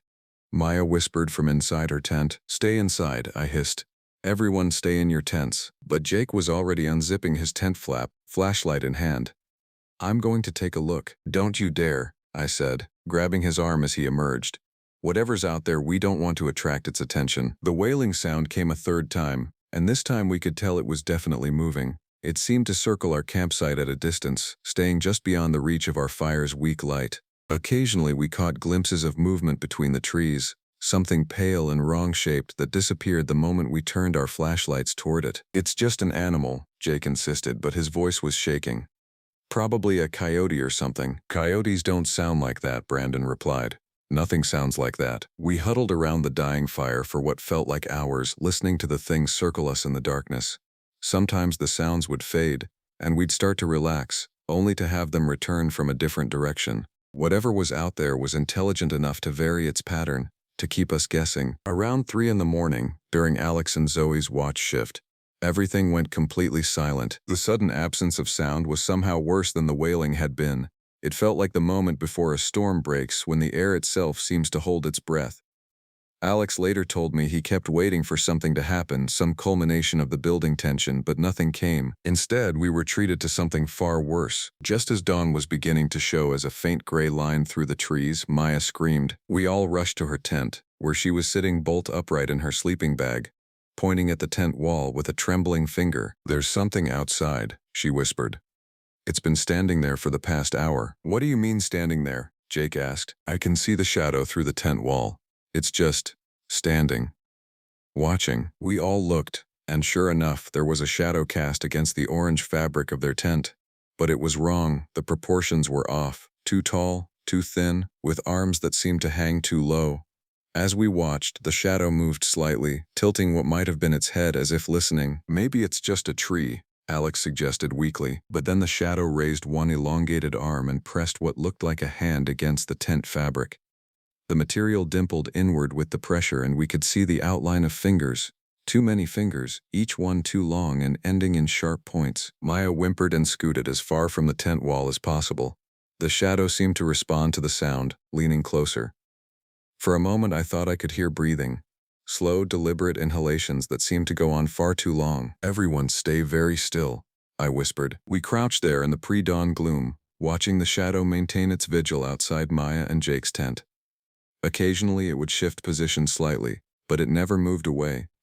It was patient, whatever it was, waiting for something. As the sky began to lighten, the shadow finally withdrew. We heard the soft sound of footsteps moving away from the tent, but they weren't the normal footsteps of something walking. Instead, there was a strange shuffling, dragging quality to the sound, as if whatever was making them wasn't quite comfortable with bipedal locomotion. We waited until full daylight before emerging from our respective shelters.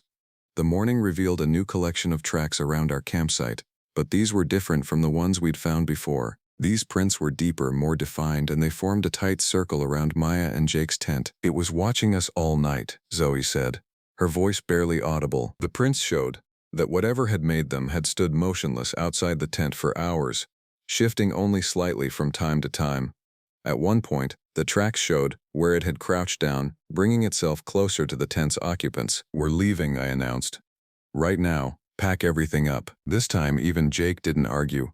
We broke camp with frantic efficiency, throwing our gear into the vehicles without bothering to organize anything properly. All we wanted was to get away from this place. But as we loaded the last of our supplies, Brandon made a discovery that stopped us cold. "The cars won't start," he said, turning the key in his Jeep's ignition.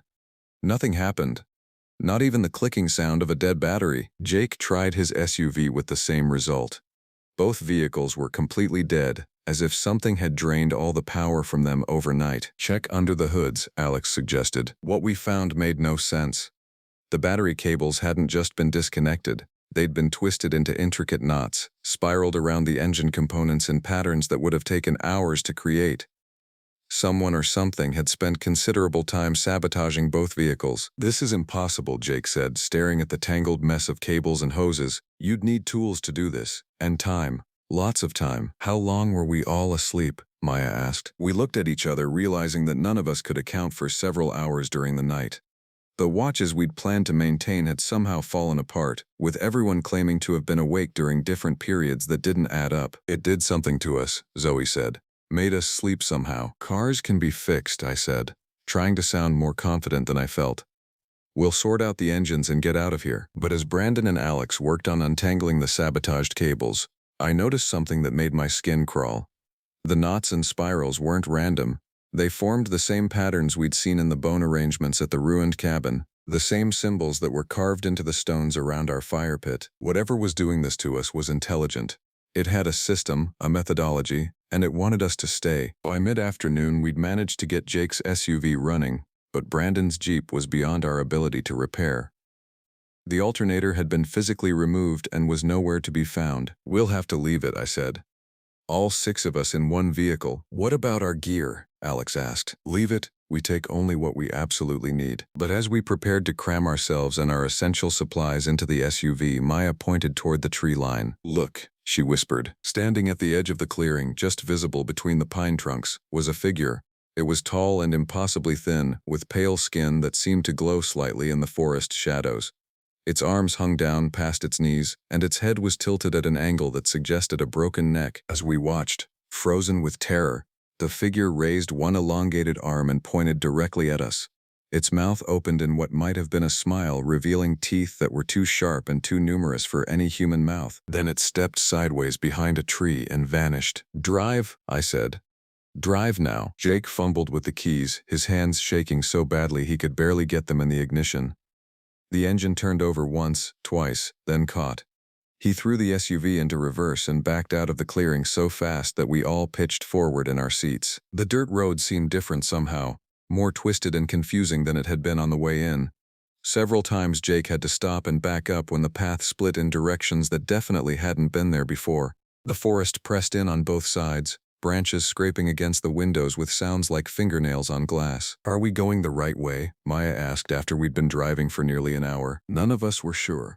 The road seemed to wind back on itself, taking us past landmarks we'd already seen multiple times. At one point, we drove by what looked exactly like our campsite, complete with the cold fire pit and the trampled area where our tents had been. "That's impossible," Jake said, stopping the vehicle. "We've been driving straight for an hour." But there it was, unmistakably the place we'd just left. Even Brandon's broken-down Jeep was still sitting where we'd abandoned it. "We're going in circles," Alex said. "The road is making us go in circles." I looked at the GPS on Jake's phone, but it showed only a blank screen with our location as an empty void. We were officially off the map in a place that didn't exist according to satellite technology. As evening approached and our fuel gauge dropped toward empty, we had to face the reality that we might not be leaving Kitsawakat Ridge after all. Whatever was keeping us here had more than just sabotage in its arsenal. It seemed to be able to manipulate the very landscape around us. "We'll have to go back," Jake said finally. "Set up camp again and figure this out in the morning." The thought of spending another night in that clearing filled me with dread, but we didn't have much choice.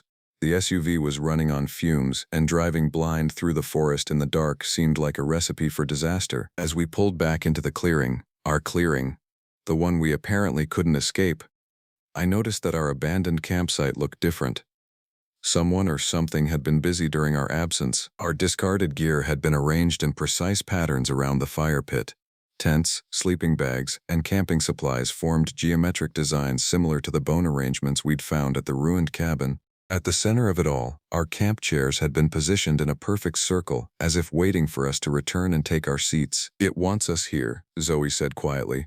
"Whatever this thing is, it wants us to stay." And as darkness fell once again over Kitsawakat Ridge, I was beginning to understand that we might not have any choice in the matter. We spent our second night in shifts again, but this time nobody pretended they were going to sleep.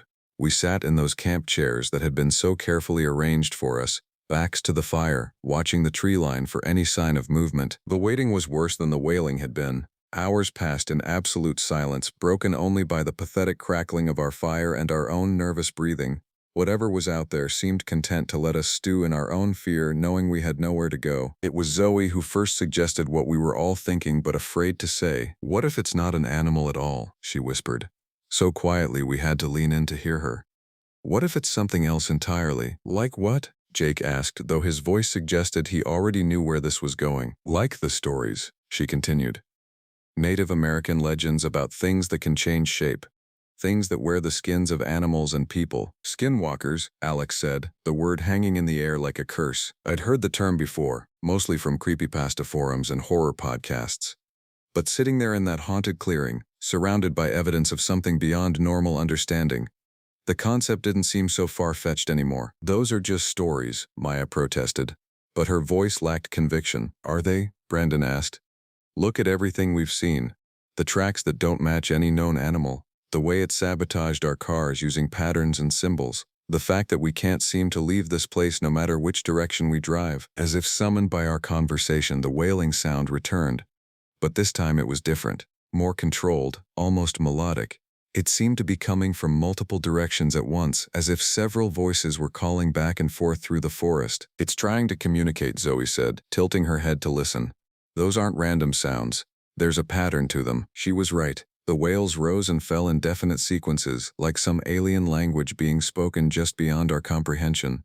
Sometimes they seemed questioning, other times demanding, and occasionally, terrifyingly, they sounded almost conversational, as if multiple entities were discussing us in their inhuman tongue. "What do they want?" Maya asked. The answer came from an unexpected source. A voice spoke from the darkness beyond our fire, clear and perfectly human.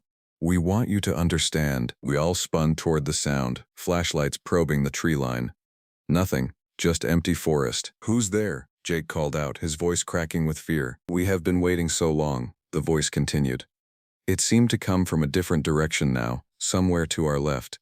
"So few come to the old places anymore. So few remember the old ways." "Show yourself," I demanded, trying to sound braver than I felt. Laughter echoed through the trees, not one voice but many, overlapping and harmonizing in ways that human voices shouldn't be able to achieve. "We are showing ourselves," the voice replied. "We have been showing ourselves all along. But you see only what you expect to see. Animals, monsters, things that fit into your small understanding of the world." A figure stepped into the edge of our firelight, and my blood turned to ice. It looked human at first glance, a tall, thin man with pale skin and dark hair, but the proportions were wrong. Its arms hung down past its knees, and its head sat at a slight angle that suggested the neck had been broken and poorly reset. When it smiled, its mouth opened too wide, revealing rows of sharp teeth that belonged in the mouth of a predator. "You trespass on sacred ground," it said, and now I could see that its lips didn't quite match the words it was speaking. The voice seemed to be coming from somewhere else entirely, as if the figure was just a puppet for something speaking from the shadows. "We didn't know," I said. We'll leave. We just want to go home. Home. The thing repeated, tilting its head even further to one side. Where is home for one such as yourselves? You wander from place to place, consuming, destroying, never understanding what you touch. More figures began to emerge from the tree line. They all had that same wrong-proportioned look, that same unsettling smile. But as they moved closer to the fire, I could see that they weren't really there at all. Just shadows cast by nothing. Shapes that existed in the space between perception and reality. What are you? Zoe asked, her scientific curiosity overcoming her fear. We are what remains, the first figure replied. What lingers when the flesh is shed and the spirit refuses to move on? Your people have many names for us. Skinwalker, Wendigo, Shapeshifter, but names are just sounds. We are older than your words, older than your understanding. The bones, Alex said suddenly. The arrangements we found. Those were offerings, weren't they? The thing's smile widened impossibly. The previous occupants of this land knew how to show respect. They understood that some places are not meant for the living. They left gifts, performed rituals, maintained the balance between their world and ours. And when they stopped coming? I asked, though I was afraid of the answer. We grew hungry, the figure said simply. We grew angry. We began to hunt. The shadow figures had formed a circle around our fire now, just beyond the reach of the light. They swayed slightly, as if moved by a wind we couldn't feel, and that harmonious whispering filled the air again. But you're not like the others who stumble into our domain, the main figure continued. You interest us. You carry the scent of the digital world, the connected realm that has replaced the old magics. We wish to understand this new form of haunting. What do you mean? Maya asked. Your kind no longer fears the forest, the deep places where spirits dwell. Instead, you fear the glowing screens, the endless streams of information, the faceless voices that speak from the electronic void. You have created new hunting grounds, new places for entities like ourselves to feed. The implications of what it was saying began to sink in. These things weren't just ancient spirits trapped in the woods. They were adapting, evolving, learning to hunt in new territories. The internet, Brandon said. You're talking about the internet. We are talking about connection, the figure replied. About the spaces between thoughts, between signals, between one mind and another.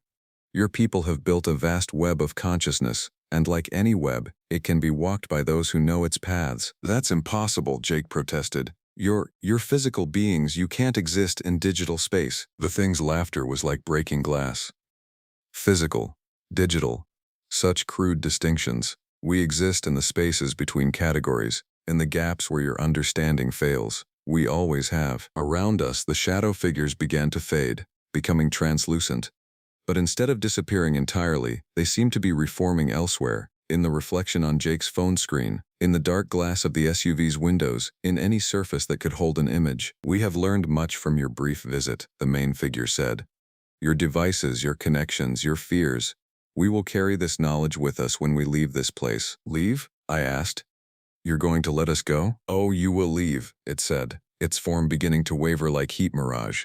Your bodies will leave. But part of you will remain here always, in the spaces between memory and dream. And part of us will go with you, riding the signals you send, the networks you trust, the screens you stare into each night. The fire suddenly roared higher, flames leaping up toward the canopy. In the bright light, I could see the truth of what surrounded us. Not shadow figures, but gaps in reality itself. Voids shaped like people that existed only in the spaces between moments. When the fire died back down to normal levels, we were alone again. But the silence felt different now, expectant rather than oppressive. And I could swear I could hear faint whispers coming from Jake's phone, even though it was turned off. We need to destroy our devices, I said. Everything electronic, before we leave. Are you crazy? Jake protested. These phones are worth hundreds of dollars. But Zoe was already reaching for her tablet. He's right.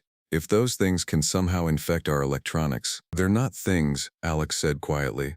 They're skinwalkers. And they're not just in the forest anymore. As dawn broke over Kutsuwakit Ridge for the third time, we made a pile of our electronic devices and smashed them with rocks.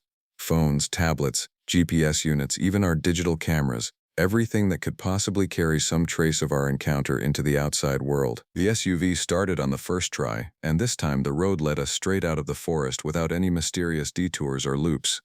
Within 2 hours, we were back on paved roads, back in cell phone range, back in the world of the living, but we weren't the same people who had driven into those woods 3 days earlier.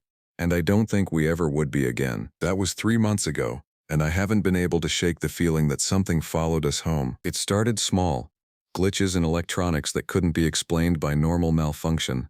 My laptop would turn itself on in the middle of the night, displaying nothing but a black screen with faint whispers coming from the speakers. Maya's TV would change channels by itself, always landing on static-filled stations that broadcast things that definitely weren't normal programming. We tried to stay in touch after our return, checking on each other's well-being, but those conversations became increasingly difficult.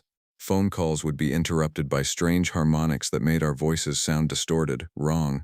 Text messages would arrive scrambled, the words rearranged into patterns that looked almost like the symbols we'd seen carved into those stones. Alex was the first to admit what we were all thinking. It's following us online. We'd destroyed our devices before leaving the forest, but it didn't matter.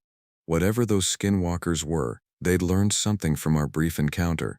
Something about how to navigate the digital spaces we'd created to replace the old haunted places. Brandon started documenting the phenomena, keeping a journal of every strange electronic event he experienced. But when he tried to save his notes to his computer, the files would corrupt themselves, transforming into those same spiraling patterns we'd seen in the bone arrangements. It's not just random, he told me during one of our increasingly rare meetings. There's intelligence behind it. Purpose. Jake and Maya tried to dismiss everything as post-traumatic stress, the mind playing tricks after a genuinely frightening experience. But their denial became harder to maintain when Jake's social media accounts started posting things he'd never written. Long, rambling messages about ancient hunting grounds and the spaces between consciousness and connection. The posts would appear at random times, usually in the middle of the night when Jake was asleep. When he tried to delete them, they would reappear minutes later, slightly altered but carrying the same unsettling message about old spirits learning new ways to hunt. Zoe approached the problem with scientific rigor, trying to understand the mechanism behind what was happening to us. She discovered that the phenomena weren't limited to our personal devices. They were spreading through the networks we connected to, infecting other users in subtle ways. It's like a virus, she explained during our last group meeting. But not a digital virus. Something that exists in the spaces between the digital and the physical, using our technology as a medium to spread. She'd been monitoring social media for mentions of similar experiences and found a disturbing pattern. Other people were reporting electronic anomalies, strange dreams, and that persistent feeling of being watched through their screens. The incidents seemed to be spreading outward from our general geographic area, following the pathways of internet traffic and cell phone networks. It's hunting, she said. Using the infrastructure we've built to connect with each other. Every time someone clicks on one of Jake's infected posts, every time they share it or respond to it, they become part of the network. That was when I realized we had to do something drastic. The skinwalkers had been honest about their intentions. They weren't content to remain trapped in that remote forest clearing, subsisting on the occasional lost camper. They'd learned about our connected world and decided to expand their hunting grounds into the digital realm. But unlike the vast empty forests they were used to, the internet was crowded with potential prey, millions of people staring into screens every day, their consciousness partially extended into digital space, vulnerable to things that existed in the gaps between connection and isolation. I made the decision to go back, not to Kutsawakat Ridge. I wasn't suicidal. But I needed to understand more about what we'd encountered, and the only way to do that was to research the history of that area, to find out what the indigenous peoples had known about that place and how they'd managed to contain whatever lived there. The local historical society had limited information, but what I found was disturbing. The area around what we now called Kutsawakat Ridge had been avoided by Native American tribes for generations. It was considered a place where the boundaries between worlds were thin, where spirits could cross over from the realm of the dead into the land of the living. There had been rituals, containment procedures, ways of appeasing the entities that dwelt there. But as the tribes were displaced and their traditional knowledge was lost, those safeguards had been abandoned. The bone arrangements we'd found weren't offerings from ancient peoples, they were recent constructions, attempts by the skinwalkers themselves to recreate the old rituals without understanding their true purpose. They were trying to maintain the barriers that kept them contained, but doing it wrong, weakening the boundaries instead of strengthening them, and now they were loose. I found references to similar outbreaks in other locations, always following the same pattern. Sacred sites left unattended, ancient containment procedures forgotten, and then reports of strange phenomena spreading through local communities. But in the past, these incidents had remained geographically limited. Without modern communication networks, the entities couldn't spread beyond their immediate area. We'd changed that. By bringing our connected devices into their domain, we'd given them access to a vast network that spanned the entire globe. We'd accidentally created a bridge between their ancient hunting grounds and our modern digital landscape. The solution, when I finally found it, was both simple and terrifying. According to the historical records, the original containment rituals required willing participants, people who would enter the sacred sites and perform specific ceremonies to reinforce the boundaries between worlds. But these ceremonies came with a cost. The participants would become permanently linked to the site, unable to leave without breaking the containment. In essence, they became guardians, living anchors that held the barriers in place through their continued presence and vigilance. I called the others and explained what I'd learned.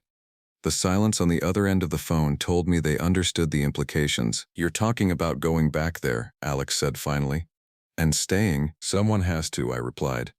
"If we don't reinforce the containment, this is going to keep spreading. Eventually it'll reach critical mass. And then," I didn't need to finish the thought. We'd all seen how the skinwalkers operated, how they fed on fear and isolation. In a world where people were increasingly disconnected from physical community and dependent on digital interaction, they would have an unlimited food supply. The vote was unanimous, though not enthusiastic. We would return to Kutsuwakit Ridge not as casual campers but as reluctant guardians taking on a responsibility that should have been maintained by people far wiser than ourselves. We drove back to that remote clearing one last time, carrying supplies not for a weekend camping trip but for a permanent settlement. We brought books about indigenous rituals, materials for building more substantial shelters, and most importantly, equipment for monitoring and maintaining the barriers we were about to reinforce. The forest welcomed us back with that same oppressive silence, but this time I thought I detected something different in it. Not hostility, but a kind of resigned acknowledgement. The skinwalkers knew why we'd returned, and they understood what we were attempting to do. The ritual itself was surprisingly simple. We arranged ourselves around the fire pit in the same positions the camp chairs had been placed during our first encounter, and we made our declaration of intent. We would remain as guardians. We would maintain the boundaries. We would keep the old spirits contained within their ancient domain. The response was immediate. The forest around us shimmered like heat mirage, and for a moment I could see the clearing as it truly was. Not an empty patch of ground, but a complex intersection of layered realities, with our physical world being just one thin slice of a much larger structure. The skinwalkers appeared again, but this time without their unsettling human masks. They showed themselves as they really were, patterns of consciousness and hunger given form, entities that existed in the spaces between life and death, between thought and action, between connection and isolation. "You understand," their voice said, though it no longer came from any visible source. It simply was, a communication that bypassed ears and spoke directly to our minds. "We understand," I replied, speaking for all of us, and we settled into our new role as the guardians of Kutsuwakit Ridge. I'm writing this on a laptop that somehow still works despite being in the middle of an electronics dead zone. Call it an occupational necessity. Part of my job as guardian is to monitor the digital networks for signs of skinwalker activity and to stop any outbreaks before they can spread. It's been 6 months now since we took on this responsibility. The others adapted better than I expected. Zoe has become our expert on the intersection between digital and spiritual phenomena. Brandon maintains our physical defenses and keeps detailed records of our observations. Alex serves as our link to the outside world, carefully screening information that goes in and out of our isolated domain. Jake and Maya, well, they learned to appreciate the value of disconnection. Without the constant noise of social media and digital entertainment, they've discovered parts of themselves they'd forgotten existed. We're not prisoners here exactly. We can leave for brief periods, to resupply or maintain contact with the outside world, but we always come back. This place is our responsibility now, and the consequences of abandoning it are too severe to contemplate. The skinwalkers are still here, of course, but they've settled back into their old patterns contained within the boundaries we maintain through our presence and vigilance. Occasionally they test the barriers, probing for weaknesses or trying to establish new connections to the digital world. When that happens, we perform the renewal rituals and strengthen the containment. It's not the life any of us planned, but it has its compensations.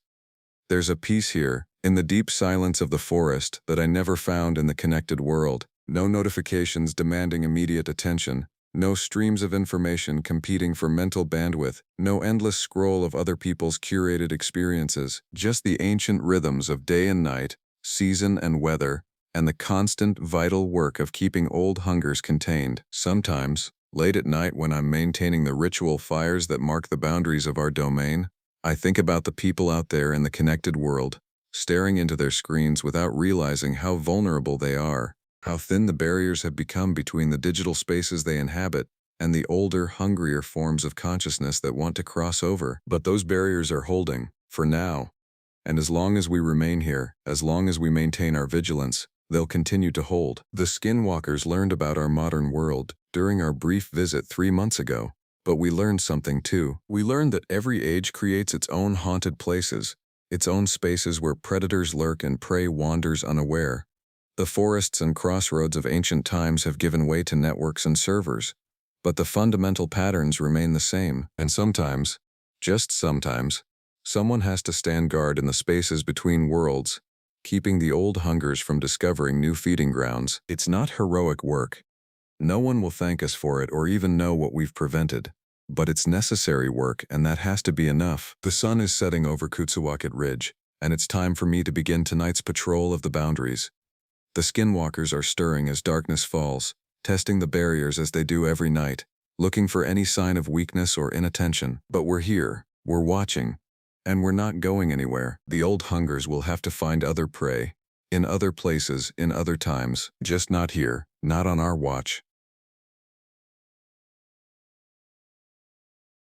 The forest welcomed us with a silence that felt wrong. I adjusted my backpack straps as we descended the narrow trail into the Deta wilderness, a stretch of remote New Mexico desert that transitions into dense pinyon pine forest. The locals in the last town we'd passed through had given us strange looks when we mentioned our destination, their conversations stopping mid-sentence when they overheard our plans. One elderly man at the gas station had shaken his head and muttered something about Yinaldushi before walking away without another word. My hiking companions, Javier and Caleb, seemed oblivious to the growing unease that had been building in my chest since we'd left the main road 3 hours ago. Javier, an experienced wilderness photographer, was already setting up shots of the twisted juniper trees that dotted the landscape. Caleb, ever the survivalist, was examining animal tracks pressed into the sandy soil. "These coyote prints are huge," Caleb called out, kneeling beside a cluster of paw marks near a dried streambed. "Bigger than any I've seen." I walked over to examine the tracks myself. They were indeed massive, easily twice the size of normal coyote prints, but there was something else that made my skin crawl. Mixed among the four-legged tracks were what appeared to be human footprints, bare human feet, toes splayed wide as if someone had been walking alongside the animal. "Probably just overlapping tracks from different times," I suggested, though my voice lacked conviction. The deeper we hiked, the more the landscape changed.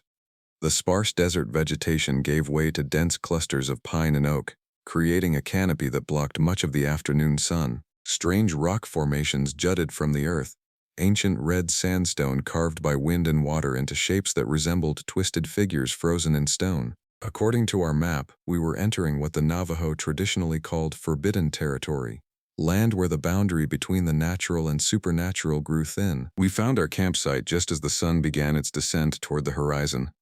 A small clearing surrounded by tall pines, with a fire ring made of blackened stones and a weathered picnic table that looked like it hadn't been used in months. The nearest trail marker indicated we were 12 miles from the closest road, as isolated as we'd hoped. "Perfect," Javier said, already unpacking his camera equipment. "No light pollution, no other campers, just us and the wilderness." As we set up our tents, I noticed something peculiar about the trees surrounding our campsite. Many of the pine trunks bore deep scratches, too high and too deliberate to be from any normal wildlife. The gouges ran in sets of 4, like massive claws had scraped the bark away. Some of the marks were old and weathered, but others looked disturbingly fresh. "Check this out," I called to the others, pointing at the scratched trees. Caleb examined the marks with his flashlight, even though daylight remained. "Black bear," he said confidently. "They mark territory this way, though these are pretty high up. Must be a big one." I wanted to believe him, but something about the scratches seemed wrong.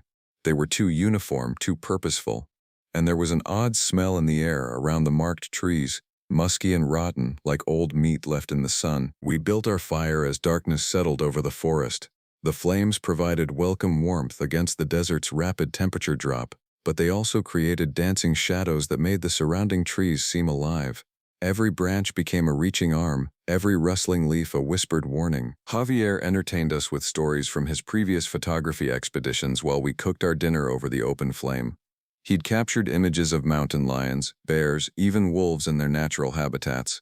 But when I asked if he'd ever photographed anything he couldn't explain, his expression grew serious. Once, he said, staring into the fire, "Up in Colorado, I was tracking elk for a magazine spread when I heard this sound, like a human crying but not quite.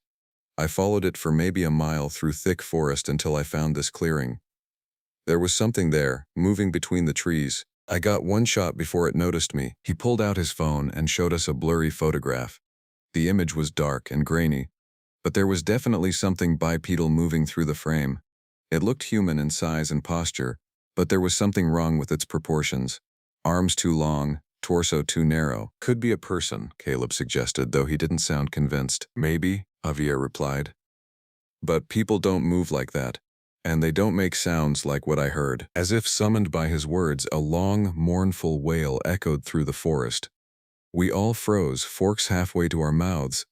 The sound came from somewhere in the darkness beyond our firelight, distant but unmistakably near enough to be concerned about. "Coyote," Caleb said quickly, but his voice betrayed his uncertainty. The wail came again, closer this time. It started low and mournful, almost human in its sadness, then transformed into something else entirely, a sound that made the hair on my arms stand on end. There was intelligence in that cry, a deliberate quality that spoke of something more than simple animal communication. Javier reached for his camera, but I grabbed his arm. "Don't," I whispered, though I couldn't explain why the idea of photographing whatever was making that sound filled me with dread. We sat in tense silence, listening. The forest around us had gone completely quiet. No insects chirping, no owls hooting, no small animals rustling through the underbrush. Even the wind had died down to nothing. The only sound was the crackling of our fire and our own breathing. Then came the footsteps, slow, deliberate, circling our campsite just beyond the reach of the firelight. Sometimes they sounded like heavy human feet crushing dried leaves and twigs. Other times they seemed to have too many legs, or legs that bent in ways that defied anatomy. The steps would pause for long moments, and during those silences I swore I could feel something watching us from the darkness. "There's definitely something out there," Caleb whispered, his hand moving instinctively to the hunting knife on his belt. The footsteps continued their circuit around our camp. As they moved, I began to notice a pattern. They were getting closer with each pass. Whatever was out there was gradually tightening its circle, testing our defenses, studying our reactions. Javier grabbed a burning branch from the fire and held it up like a torch.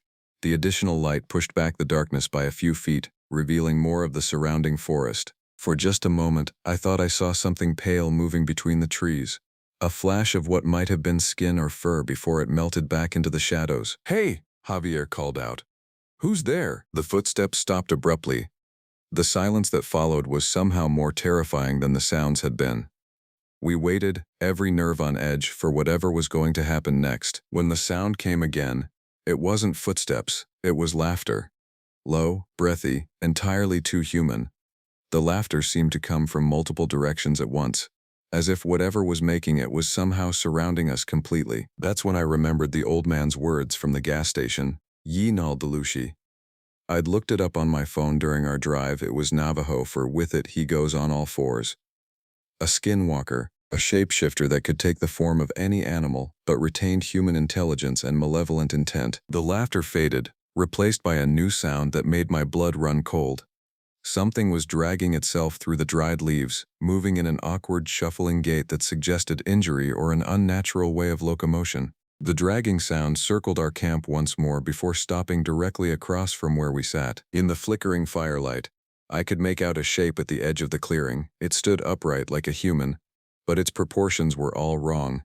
Too tall, too thin, with arms that hung nearly to the ground. Its head tilted at an impossible angle, and even from this distance I could see the reflection of our fire in its eyes, bright red points of light that never blinked. "Nobody move," I whispered, but it was too late. The thing had seen us looking directly at it. It opened what I assumed was its mouth and released a sound unlike anything I'd ever heard.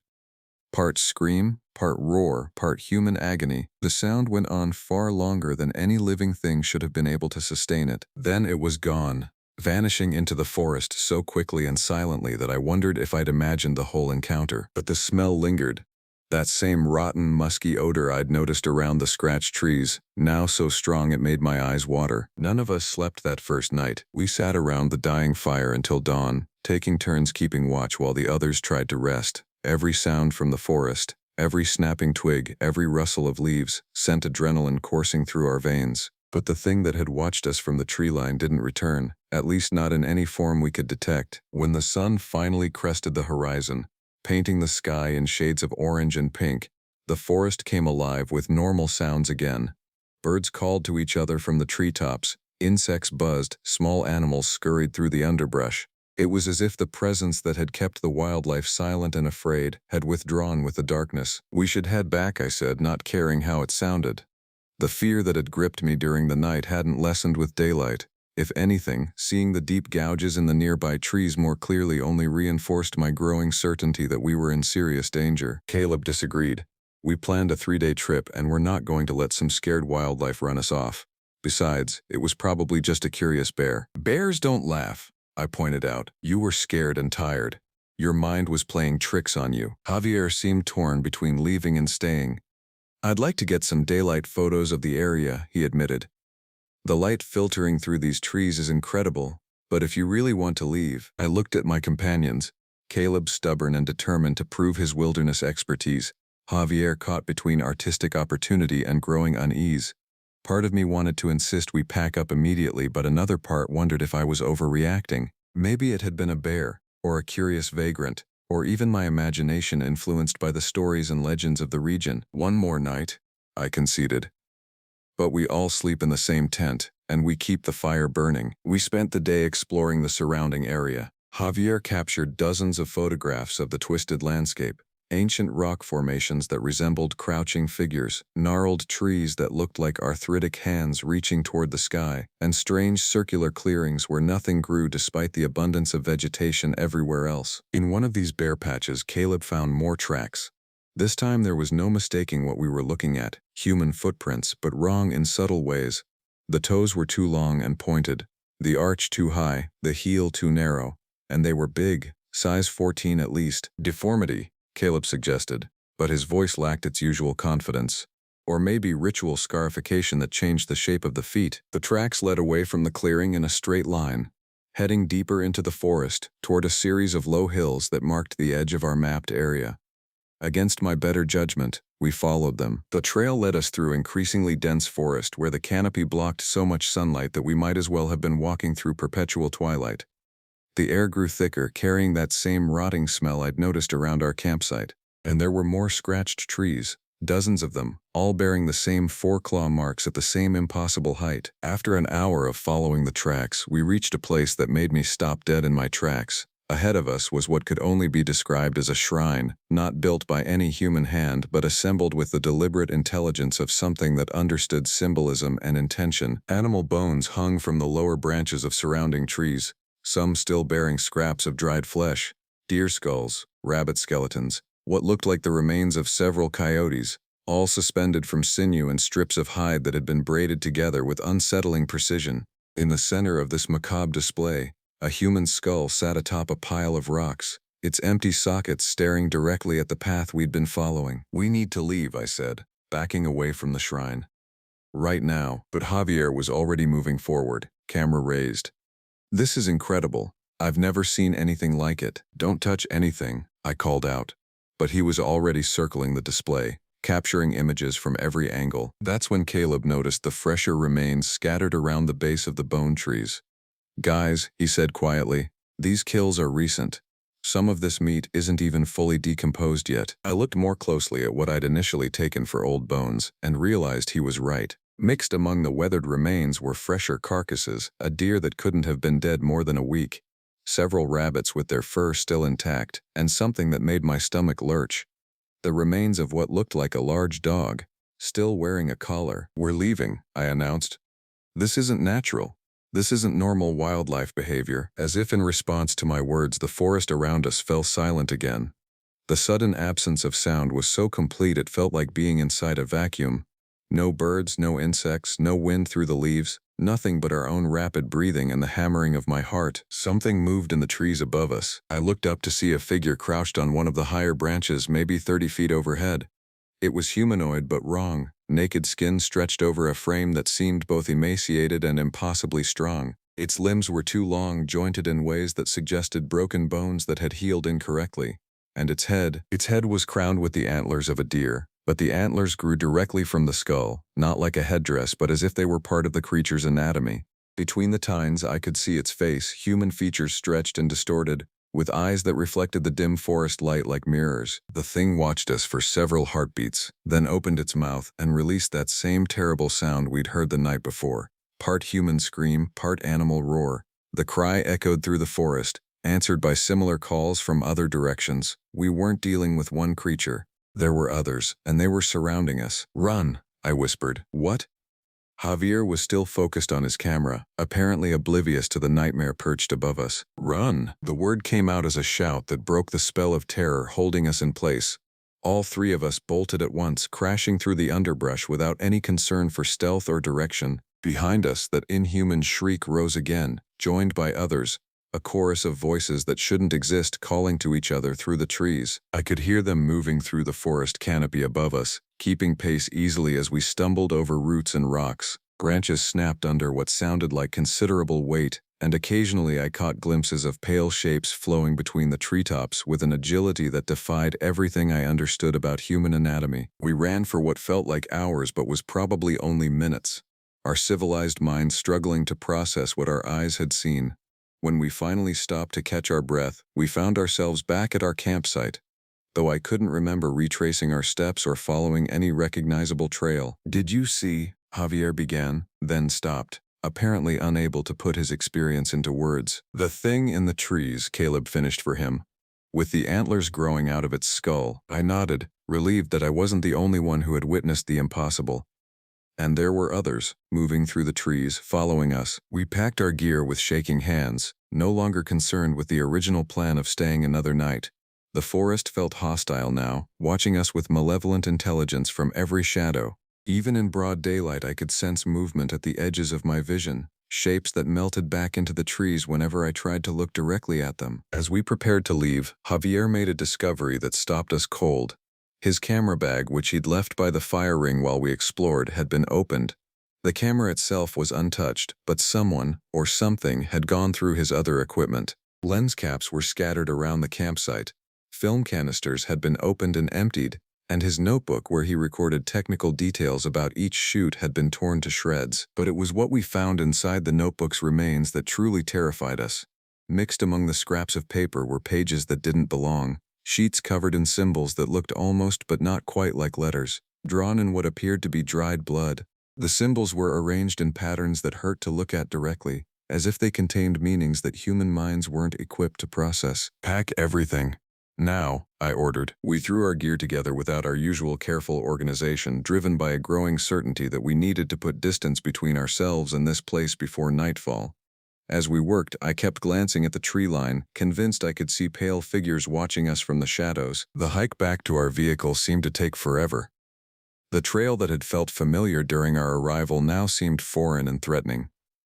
Landmarks I remembered were gone or changed, and several times we had to backtrack when the path split in directions that hadn't existed before. It was during one of these confusing detours that we heard the voices. They started as whispers, barely audible above the sound of our footsteps and heavy breathing.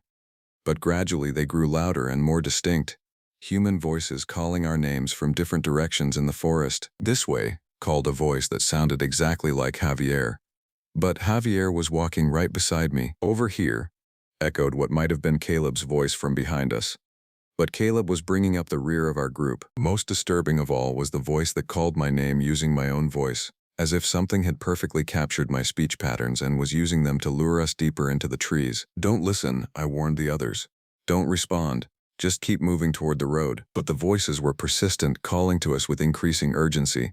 They promised help, claimed to have found shortcuts back to civilization, begged us to come quickly because someone was injured and needed assistance. Each plea was delivered in the perfect imitation of one of our voices, but there was something fundamentally wrong with the cadence and tone, like a recording played at slightly the wrong speed. When we finally reached our parked SUV, I felt a relief so profound it was almost physical.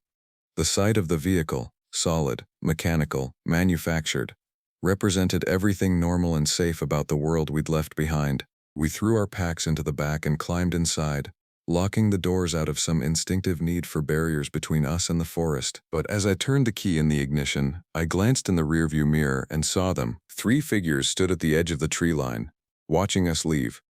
They were naked and pale, with limbs that bent in ways human joints shouldn't allow. One had antlers growing from its skull. Another seemed to have the elongated snout of a coyote grafted onto an otherwise human face. And the third was covered in what looked like patches of different animal furs stitched directly into its skin. All 3 raised their hands in what might have been a gesture of farewell, but their fingers were too long and ended in curved claws that glinted in the afternoon sunlight. I floored the accelerator, spinning gravel as we escaped that accursed place. In the mirror, I watched the figures until the forest swallowed them from view. But even after we'd reached the main highway and put 50 miles between us and the Deta wilderness, I could still feel their eyes watching us and their inhuman laughter echoing in my memory. We never spoke about what we'd experienced in those woods. Not to each other, not to anyone else.